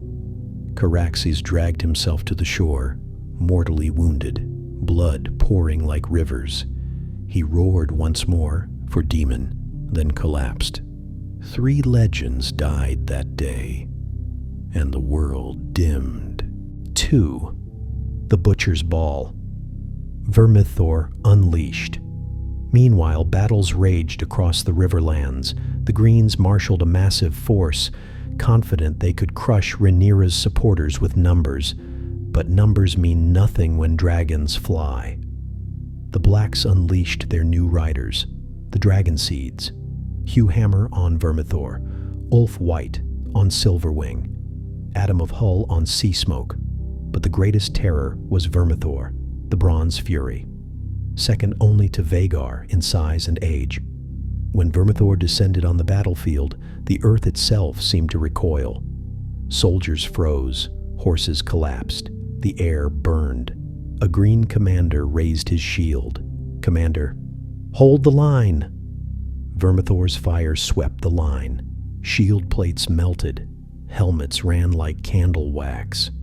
Men became shadows burned into the dirt. Hugh Hammer roared from the sky. Hugh, bend the knee or burn. Vermithor decides your fate. The battle ended in minutes. It was called the Butcher's Ball, for no battle in the dance was more one-sided, except those fought by Vhagar. Yet even in victory, shadows were growing. Hugh Hammer tasted power, and power corrupts dragon seeds as easily as King's 3. Rhaenyra takes King's Landing. With Aemon dead and the Greens disorganized, Rhaenyra saw her moment. She flew Syrax at the head of her forces, with Caraxes now gone but dozens more dragons beneath her banner. King's Landing panicked. The bells rang. The gates opened for Rhaenyra without a fight. The people expected mercy. Instead, they saw a queen broken by death, betrayal, and grief. Rhaenyra sat on the Iron Throne at last, but she did not smile. The court noticed her eyes were the eyes of someone who had lost too much to feel triumph. Rhaenyra whispered to the throne, "Rhaenyra, you cost me my children." Her voice cracked, "Rhaenyra, and you will cost me more." The Iron Throne sliced her hand, as if warning her. Dragons outside roared, as if sensing what was coming. The city felt uneasy. Dragons perched everywhere, Syrax on Aegon's hill, Melees circling the bay, Vermithor resting near the dragon pit Silverwing, roosting atop the Sept's dome. King's Landing had never held so many dragons at once. It terrified the people. And fear grows into anger. Anger grows into revolt. Revolt grows into tragedy. 4. The storming of the dragon pit. The spark that lit the wildfire was hunger supply lines failed. The city starved. Rumors spread that dragons ate more food than people. Whispers grew, "The dragons are devils. The dragons bring death. The dragons must be destroyed." And then the spark ignited. A mob stormed the dragon pit. Thousands of small folk, armed with torches, spears, hammers, and desperation, charged the great dome where the Targaryens kept their dragons. The dragons inside sensed the danger. Tyraxes screamed for Rhaenyra. Morgul shook her chains. Shrykos rammed the walls. Stormcloud breathed wild bursts of fire. But dragons chained are dragons weakened. The mob rushed in. One man shouted, "They are monsters!" Another screamed, "They burn our homes!" A little girl cried, "They killed my brothers." Then the killing began. Tyraxes broke free and tore dozens apart before falling under a rain of spears. Shrykos trampled 50 men before collapsing with blades stuck in her belly. Morgul killed over 100, but fire cannot stop sheer numbers. Dreamfire burst from her chains, wings beating with explosive force. Her entire body ignited, blue flames searing all around her. The mob cheered in terror and awe. Then Dreamfire's roar shook the dome. The dragon pit itself began to crack.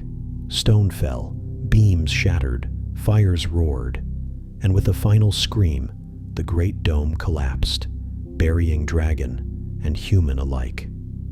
When the dust cleared, 4 dragons lay dead, killed by the people, the very people dragons were meant to rule. Rhaenyra heard the news and nearly fainted. Daemon was gone. Her sons were dead. Her dragons were dying. Her empire was collapsing beneath her. The dance was consuming everything. Sunfire's return. While King's Landing burned, a creature crawled ashore miles away. Sunfire, the golden dragon of Aegon II. Broken, burned, wing torn, leg shattered, but alive. He dragged himself inland, leaving a trail of scorched, blood-soaked earth. Aegon II soon joined him, crippled, humiliated, burned in the early battles. Together, man and dragon licked their wounds. Aegon whispered to his dragon, Aegon II, I will take back my throne, even if Westeros turns to ash." Sunfire exhaled a gout of flame, weak but alive. One king had risen, one queen had fallen. Dragons still lived, and the war was far from over. 6. The Fate of Meleys. The Red Queen. The next terrible battle came at Rook's Rest. Rhaenys Targaryen, the queen who never was, flew Meleys, her blazing red dragon, to reinforce the Blacks. But she did not know it was a trap. Aegon II and his brother Aemond, before his death, had devised a cruel plan. Send Meleys into battle, then ambush her with 2 dragons at once on that battlefield. Meleys fought bravely, her red flames scorching armies, breaking shield lines. Then, Sunfire descended, golden fire raining from above. Vhagar followed, roaring like the wrath of gods. 3 dragons collided, flame against flame, wing against wing, claw against claw. Rhaenys shouted, "Rhaenys, fly, Meleys, we must flee." But Meleys refused. She turned, she fought. She chose death over retreat. Vhagar's jaws closed on Meleys' neck. Sunfire tore into her belly. Meleys screamed once, a cry remembered for generations, before falling, blazing into the forest below. Rhaenys died with her. Some say she struck Sunfire's wing before she fell. Some say she looked Vhagar in the eyes one last time, but all agree Meleys died a queen, and her death marked the beginning of the end. 7. The Hour of the Wolf. The dragons were dying. The Targaryens were dying. The Empire was bleeding. In the chaos, one man emerged, Lord Cregan Stark, the Wolf of Winterfell. He marched south with 20,000 Northmen, not for dragons, not for glory, but for justice. But that story belongs to the next chapter. For now, chapter 3 ends with a simple truth. The sky was emptying. The fire was fading. The age of dragons was dying, and the world would never be the same. The Dance of the Dragons ended not with triumph, nor with glory, nor with a single decisive battle. It ended the way all great tragedies end, slowly, painfully, and with so much loss that even the victors felt defeated. The sky that had once been alive with wings now lay empty.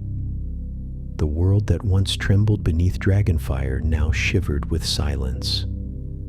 The dance had devoured itself. Dragons had slain dragons. Blood had drowned blood. And the mighty Targaryen dynasty, once the fire-made flesh of Valyria, stood broken, bruised, and forever changed. The queen who lost everything, Rhaenyra. Targaryen had dreamed of the Iron Throne since childhood. She had been her father's heir, the chosen princess, the realm's delight. But dreams are fragile things.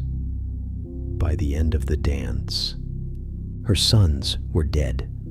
Her marriage was shattered by grief. Her dragons were dying one by one. Her people despised her, and the throne she sat upon cut her deeper each day. King's Landing was a city of ashes, starving, angry, terrified. The people whispered, "She brought dragons. She brought fire. She is cursed, she is cursed." They hated her, and Rhaenyra knew it. One night she sat alone in the throne room. Torches flickered. The Iron Throne loomed over her like a jagged shadow. Its blades rusted with the blood of kings and queens. Syrax roared outside the Red Keep, restless, sensing her riders' despair. Rhaenyra whispered to the empty hall, "I was meant to rule. I was born for fire. Why then has fire betrayed me?" No answer came. Only the cold breath of winter creeping under the doors. 2. The fall of King's Landing. Rhaenyra's rule was collapsing. Food shortages, riots, lords abandoning her cause. the dragon pit in ruins, 4 dragons dead beneath its collapsed dome. Even her remaining dragons were weakening, confused, starving, harmed by the loss of their kin. And while the city crumbled, one thing grew stronger: hatred. The small folk, who had once worshipped dragons, now despised them. One afternoon, as Rhaenyra attempted to calm the riots, the crowd surged. A stone flew, then another, then a spear. Rhaenyra barely escaped to the Red Keep with her guard. She looked out over the broken city, silver hair whipping in the wind, face streaked with dust and despair. Rhaenyra, a city in rebellion, a throne in blood, a dynasty in ruin. Daemon was gone, lost in the god's eye. Her sons were ghosts. Her dragons were dying. She turned to Sir Harwin's sworn brothers and whispered, "This is no longer my city." She fled King's Landing under cover of night, taking her youngest remaining son, Aegon the Younger, and a small retinue. Behind her, the people chanted, "Death to the half-year queen." Fire had made her queen. Fire had unmade her. 3. The betrayal at Dragonstone. Rhaenyra fled home to the place where her story began. Dragonstone, where she learned to ride Syrax, where she had played as a girl with Daemon, where she had dreamed of ruling. But the island she returned to was no longer hers. Aegon II, returned from the brink of death with Sunfire limping behind him, had struck first. His supporters had seized Dragonstone. The guards turned on Rhaenyra before she even reached the gates. She was dragged before Aegon II, bloodied, exhausted, but unbroken. Sunfire lay nearby, crippled, scorched, but burning with hatred. Aegon II's voice was cold as frost. "You tried to take what is mine." Rhaenyra lifted her chin. "It was mine before you were born." Aegon's eyes burned with years of rage. "You murdered my son." Rhaenyra whispered, "A son for a son." Aegon seized her arm and dragged her toward Sunfire. Rhaenyra did not scream. She did not beg. She looked only at Aegon and said, "Then end it. Let the gods judge us both." Sunfire opened his jaws. The fire that poured forth ended the queen and ended an era. Even Aegon II looked away. 4. The Rise of the Wolf. While dragons devoured their riders and the Targaryens tore themselves apart, the North marched south. Led by Cregan Stark, the Wolf of Winterfell. He had sworn an oath to Prince Jacaerys Balerion, an oath of friendship, loyalty, and justice. When Rhaenyra died, Stark refused to stand aside. 20,000 Northmen, silent, disciplined, deadly, marched into King's Landing. The city fell without resistance. Aegon II was dragged from the throne room sick, burned, barely able to walk. Cregan Stark stood before him, sword in hand, expression cold. "Cregan, you killed the rightful queen." Aegon II, "I killed a usurper." Cregan, "Then I am your punishment." But before Stark could pass judgment, something unexpected happened. The king's own men poisoned Aegon II in the night. They feared Stark's justice. They feared war restarting. They feared dragons. Cregan Stark declared, "Let the boy live." The boy was Rhaenyra's surviving son, Aegon the Younger, the new king. A child, burdened with the ruins of a dynasty. V, the king. Without wings, Aegon III, called Aegon the Younger, was crowned in a city that hated dragons. He had watched his mother be burned alive. He had seen the dance destroy everything. He had seen dragons die. He did not smile. He almost never spoke.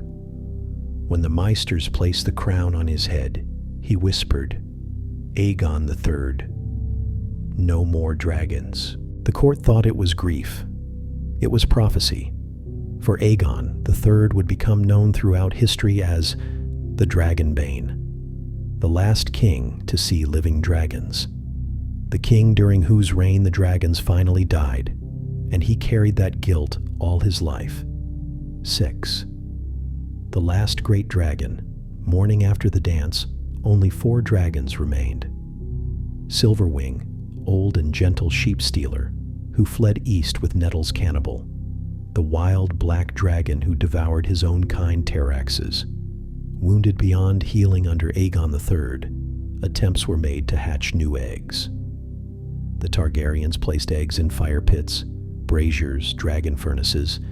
They recited ancient Valyrian spells. They offered sacrifices. None hatched, except one. A pale pink hatchling named Morning, ridden by Baela Targaryen. The last dragon born in Westeros for nearly 2 centuries. She was small, weak, not like Vermithor or Meleys or Syrax, but she was a spark of hope. Aegon III refused to ride her. He refused to approach her. He could not bear to see another dragon die. Morning lived only a short time, some say a decade, others a few years more. When she died, the dragon keepers wept. Aegon III turned away. The era had ended. The sky was empty. 7. The death of magic. When the last dragons died, something else died with them. Magic. The pyromancers could no longer summon wildfire with ease. The red priests complained their flames spoke only in whispers. Valyrian spells failed. Enchanted swords dulled. Prophecies dimmed. It was as though the dragons had been the heart of magic itself. And when their hearts stopped, so did the worlds. The Maesters recorded it simply. In the year 135 AC, the last of the dragons died. But the truth was deeper. Magic went to sleep and would not wake again until the world truly needed it. 8. Aegon III's final vow. As a boy, Aegon III had feared dragons.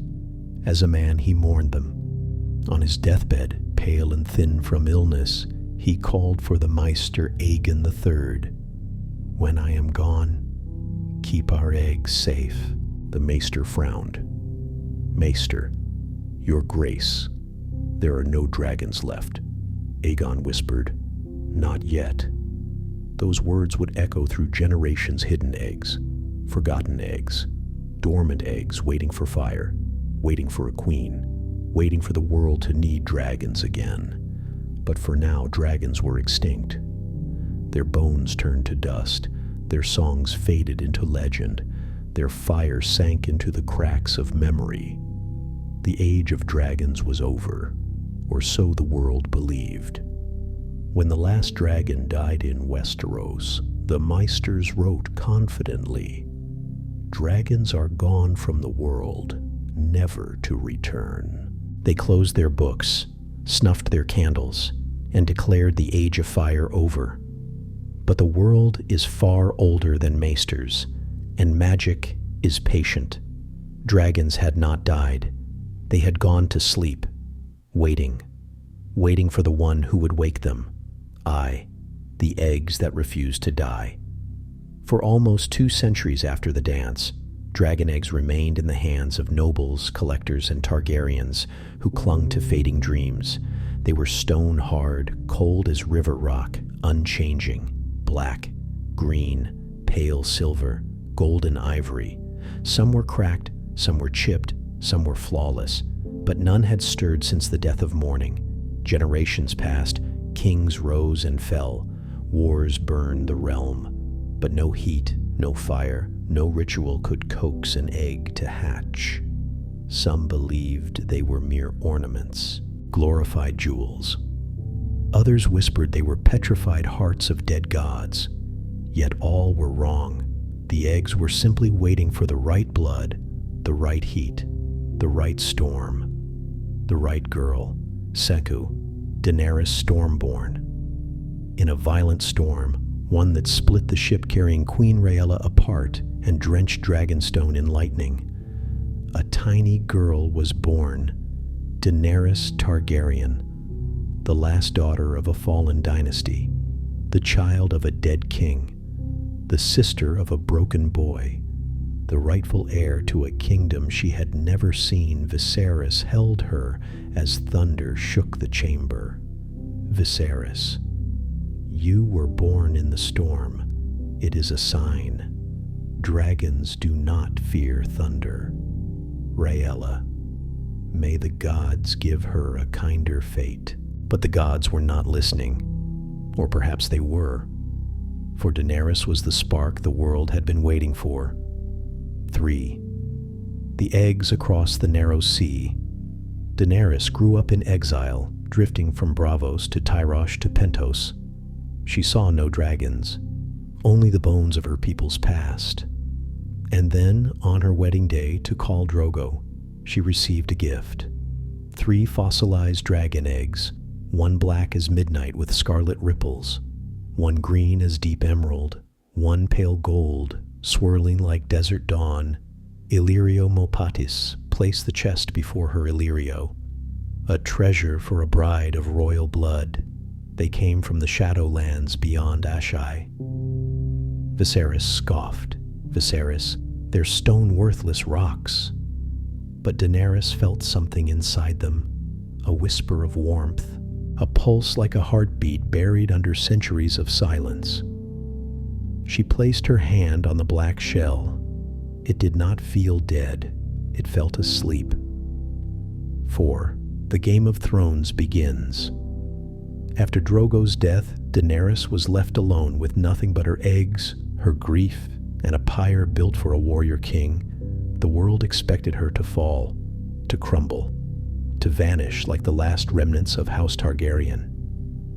But Daenerys stepped into the flames.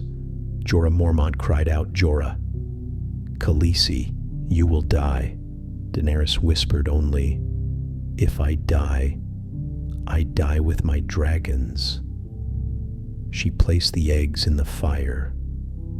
The pyre exploded in a column of heat, hotter than any man could stand, hotter than dragonfire itself.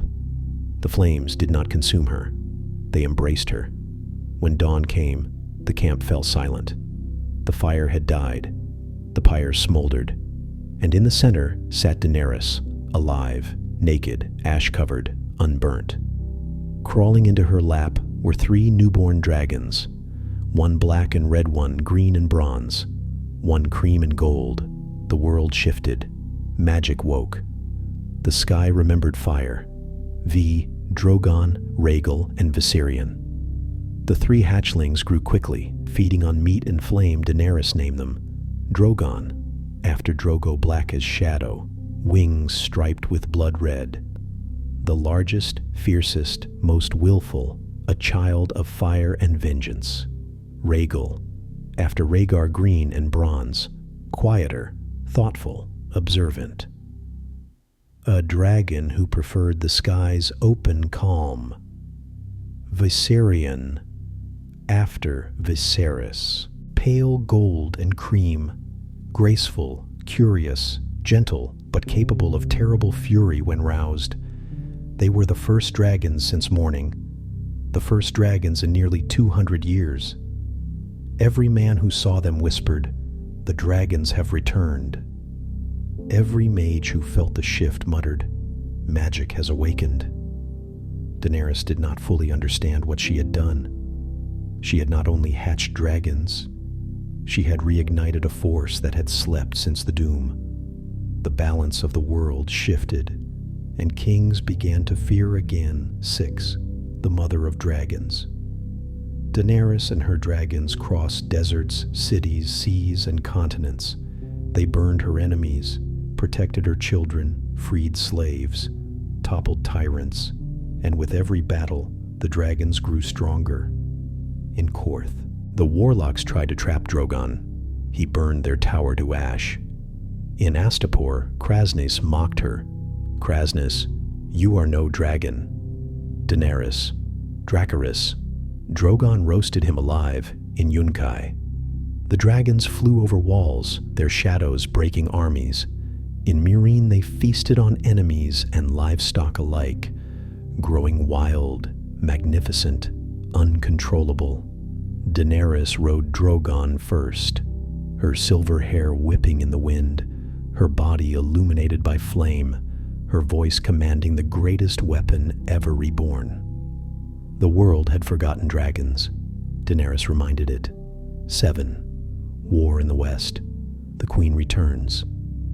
When Daenerys returned to Westeros, after years of battles across Essos, her dragons were enormous. Drogon, the size of a house. Rhaegal, swift and agile. Viserion, fierce and clever. They followed her across the narrow sea like 3 living storms. Cersei Lannister watched from the Red Keep as Drogon roared over King's Landing. Cersei, "We have no defense." Qyburn, "We will build one." His scorpions wounded Drogon, but could not stop him. Viserion and Rhaegal torched the Lannister supply caravans, destroying the Westerosi war effort in a day. But the greatest threat was not in the south. It was in the north, where death waited. 8. The Night King's Spear. During the war against the dead, the dragons were the only hope of breaking the Night King's endless armies. But death seeks fire, and death claimed a dragon.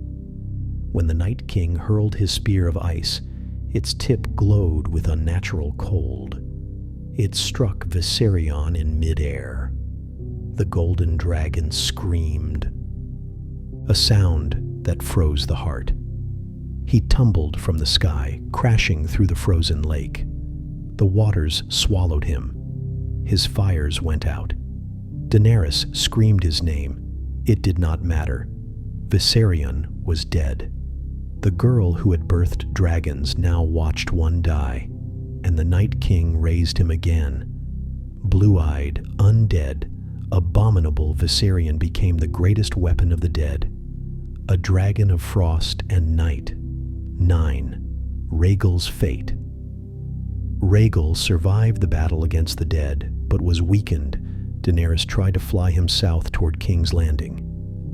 But Euron Greyjoy had laid an ambush at sea. Scorpion bolts flew. One pierced Rhaegal's wing. One pierced his neck. One pierced his heart.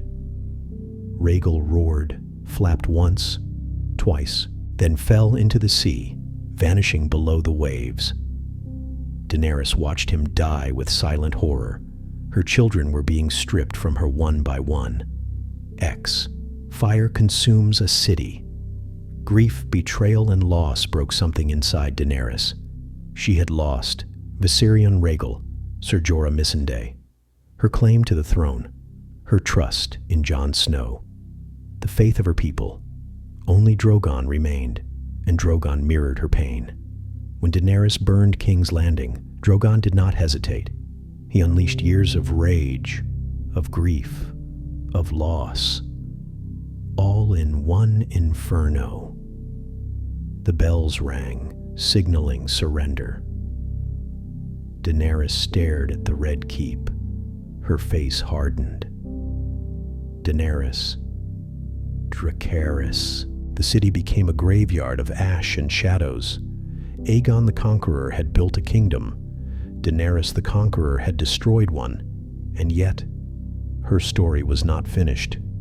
Not while Drogon still lived. 11. The last dragon carries his mother. When Jon Snow ended Daenerys' life, Drogon felt it instantly. He screamed, a sound that cracked the throne room stones. He melted the Iron Throne with a blast of fire hotter than anything seen since the Doom. He nudged Daenerys' body gently. Again.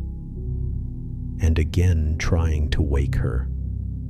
When she did not move, Drogon lifted her in his claws, a queen carried by the last of her children.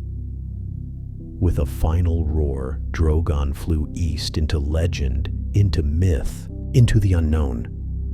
Neither dragon nor rider was ever seen again. Some say he flew to old Valyria. Others say he flew to the Shadowlands. Some say he guarded her body in a land beyond men. But the truth is simple. Drogon survived. Dragons survived. Fire survived. And as long as one dragon still breathes, the age of dragons is never truly over. The last living dragon streaked across the sky like a scar of shadow and flame, carrying the body of the last Targaryen claimant of her age. The world below watched him disappear into cloud and storm, and for the first time in centuries, the skies of Westeros fell truly silent. No wings, no roars, no fire, only memory, only ash, only stories.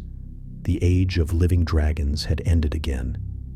But the age of dragon dreams had just begun. Drogon's flight into myth. Drogon flew farther than any dragon in recorded history. He crossed the narrow sea in a single night. He soared above Pentos, mere shadows flickering beneath him.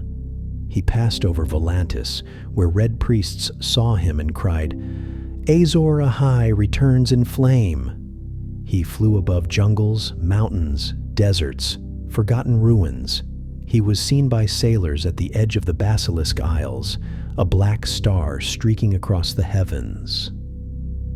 Then he vanished. Some claimed he flew to Valyria, where the doom still smoldered, where dragons had been born thousands of years before. Some said he carried Daenerys to a land where dragon souls wait to be reborn. Some believed he died in a hidden place, mourning until his fire went out.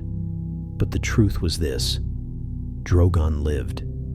And where one dragon lives, hope never dies. No scout, no maester, no sailor ever found his bones. And that meant the world still had a heartbeat of fire, too. The egg that burned but did not hatch. Years after the fall of King's Landing, an odd rumor appeared in the free cities. In a merchant's home in Korth, in a temple vault in Volantis, in a pirate king's hoard on the Basilisk Isles, and in a lost cave near Valyria, men spoke of an egg, a single egg, black with red ripples, warm to the touch, and humming with something like breath. No one agreed where it came from. Some claimed Septon Barth had once written, "Dragons may die, their eggs do not. In stone they dream, waiting ever for fire." An unproven claim. But the egg existed. Merchants killed for it. Kings offered gold for it. Priests prayed over it. Pirates stole it again and again. But it never hatched. Not yet. A Targaryen was needed. A rider. A child of fire. The world waited. The egg waited. Fire waited. 3. Aegon III, the Dragonbane's guilt. Aegon III ruled long after Daenerys' time, long after Viserys and Aegon II, long after the war that nearly ended their line. History called him the Dragonbane, the last king to see true dragons, the boy who watched his mother burn. He grew into a quiet, sorrowful king, not cruel, not weak, but profoundly haunted. He ordered the dragon keepers to collect every egg still in the realm. They placed them in Dragonstone's hottest furnaces. They recited the oldest Valyrian incantations. They kept vigil day and night. None hatched. Aegon walked among the silent furnaces alone one night. He placed a hand on a cold egg and whispered, "Forgive me, I could not save you. I could not save any of us." But the eggs did not answer. The furnaces eventually cooled. The keepers eventually died, and the eggs were left to gather dust, like relics of a forgotten age. Yet even in grief, Aegon III made one quiet promise to his counselors. One day dragons will return, and when they do, we must be worthy of them. The world took little notice of these words, but the dragons did dragons remember everything. 4. The Long Sleep of Fire. After Drogon vanished and Aegon III died, the world entered its longest age without dragons, almost 200 years. Empires rose, empires fell. The maesters wrote tomes that dismissed dragons as mythology. Children played with carved wooden miniatures of them. Bards sang songs about their glory and demise. But all the while, dragon eggs remained, hidden, forgotten, dormant. Some lay under ruins in dragonstone caverns. Some slept in vaults beneath the Red Keep. Some were sold without their sellers realizing their worth. And every egg carried the memory of flame. Every egg dreamed of flight.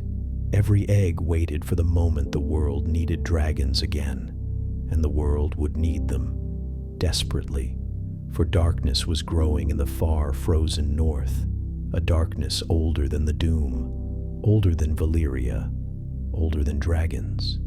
Even stone dragons shivered in their dreams. The prophecies that refused to die.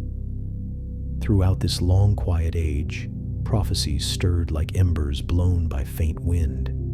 In the house of the undying warlocks whispered, "One will come again, stronger than the storm." In Ashai, Shadowbinders murmured, "The dragon has 3 heads." In Volantis, red priests preached, "Born of smoke and salt, the world's fire shall rise again." These were not new prophecies. They were old ones, older than Aegon, older than Valyria, older than dragons, prophecies about fire, about darkness, about rebirth. And in every ancient verse, in every dusty scroll, in every whispered prayer, dragons were the key magic needed dragons. The world needed dragons. Destiny needed dragons. But destiny does not rush. It arrives precisely when the world is breaking 6. The dream of the dragon keepers. Long after dragons had vanished, an old dragon keeper, blind, scarred, half mad with memory, sat alone in the empty caverns of Dragonstone. He ran his hands across the walls, over the ancient scorch marks left by Balerion, Syrax, Caraxes, and dragons whose names were long forgotten. He whispered, "You are not gone. You are sleeping." He tapped the stone. "I hear your heartbeat." No one believed him. No one listened. But the caverns listened. They had once echoed with fire. They remembered. And deep within the rock, where no man could see, ancient eggs hummed faintly. Waiting. Always waiting. 7.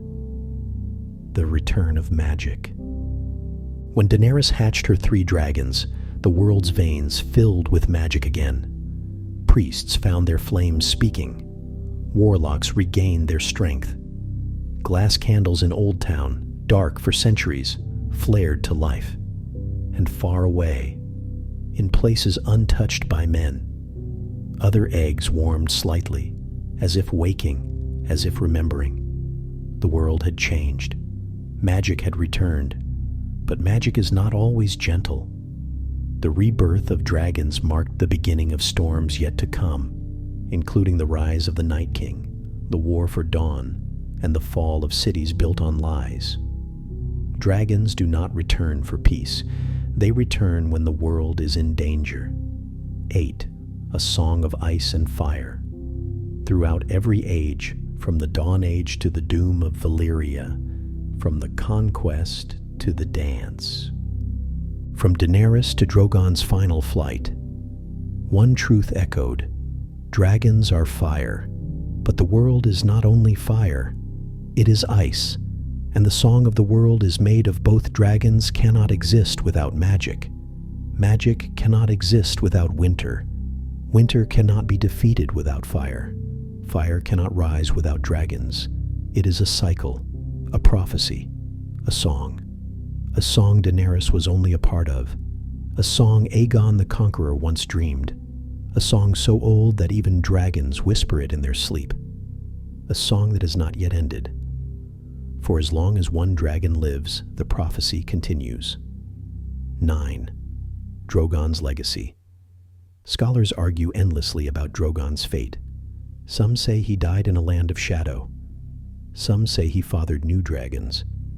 Some say he guards Daenerys' body in a place no man may enter. But the Red Priests say this: the dragon carries the flame of destiny. So long as Drogon breathes, the age of dragons is not dead. And one traveling merchant swore he heard a sound in the mountains north of Korth. A sound like wings, a sound like fire. A sound like the beginning of a dream. X. When fire sleeps, it dreams. In the final reckoning, dragons did not disappear, they simply withdrew. They returned to the shadows from which they were born, carrying in them the memory of Valyria, the fury of Aegon, the sorrow of Rhaenyra, the rebirth of Daenerys, the endless prophecy of fire and ice, and they wait. To this day, they wait. Because dragons never truly die, they only sleep. And when fire sleeps, it dreams. Dreams of flight, dreams of conquest, dreams of long-forgotten riders, dreams of a world that still needs them. One day, those dreams will wake. One day, the sky will tremble again. One day, the roar of dragons will return, for the world will always need fire, and fire will always find a way back.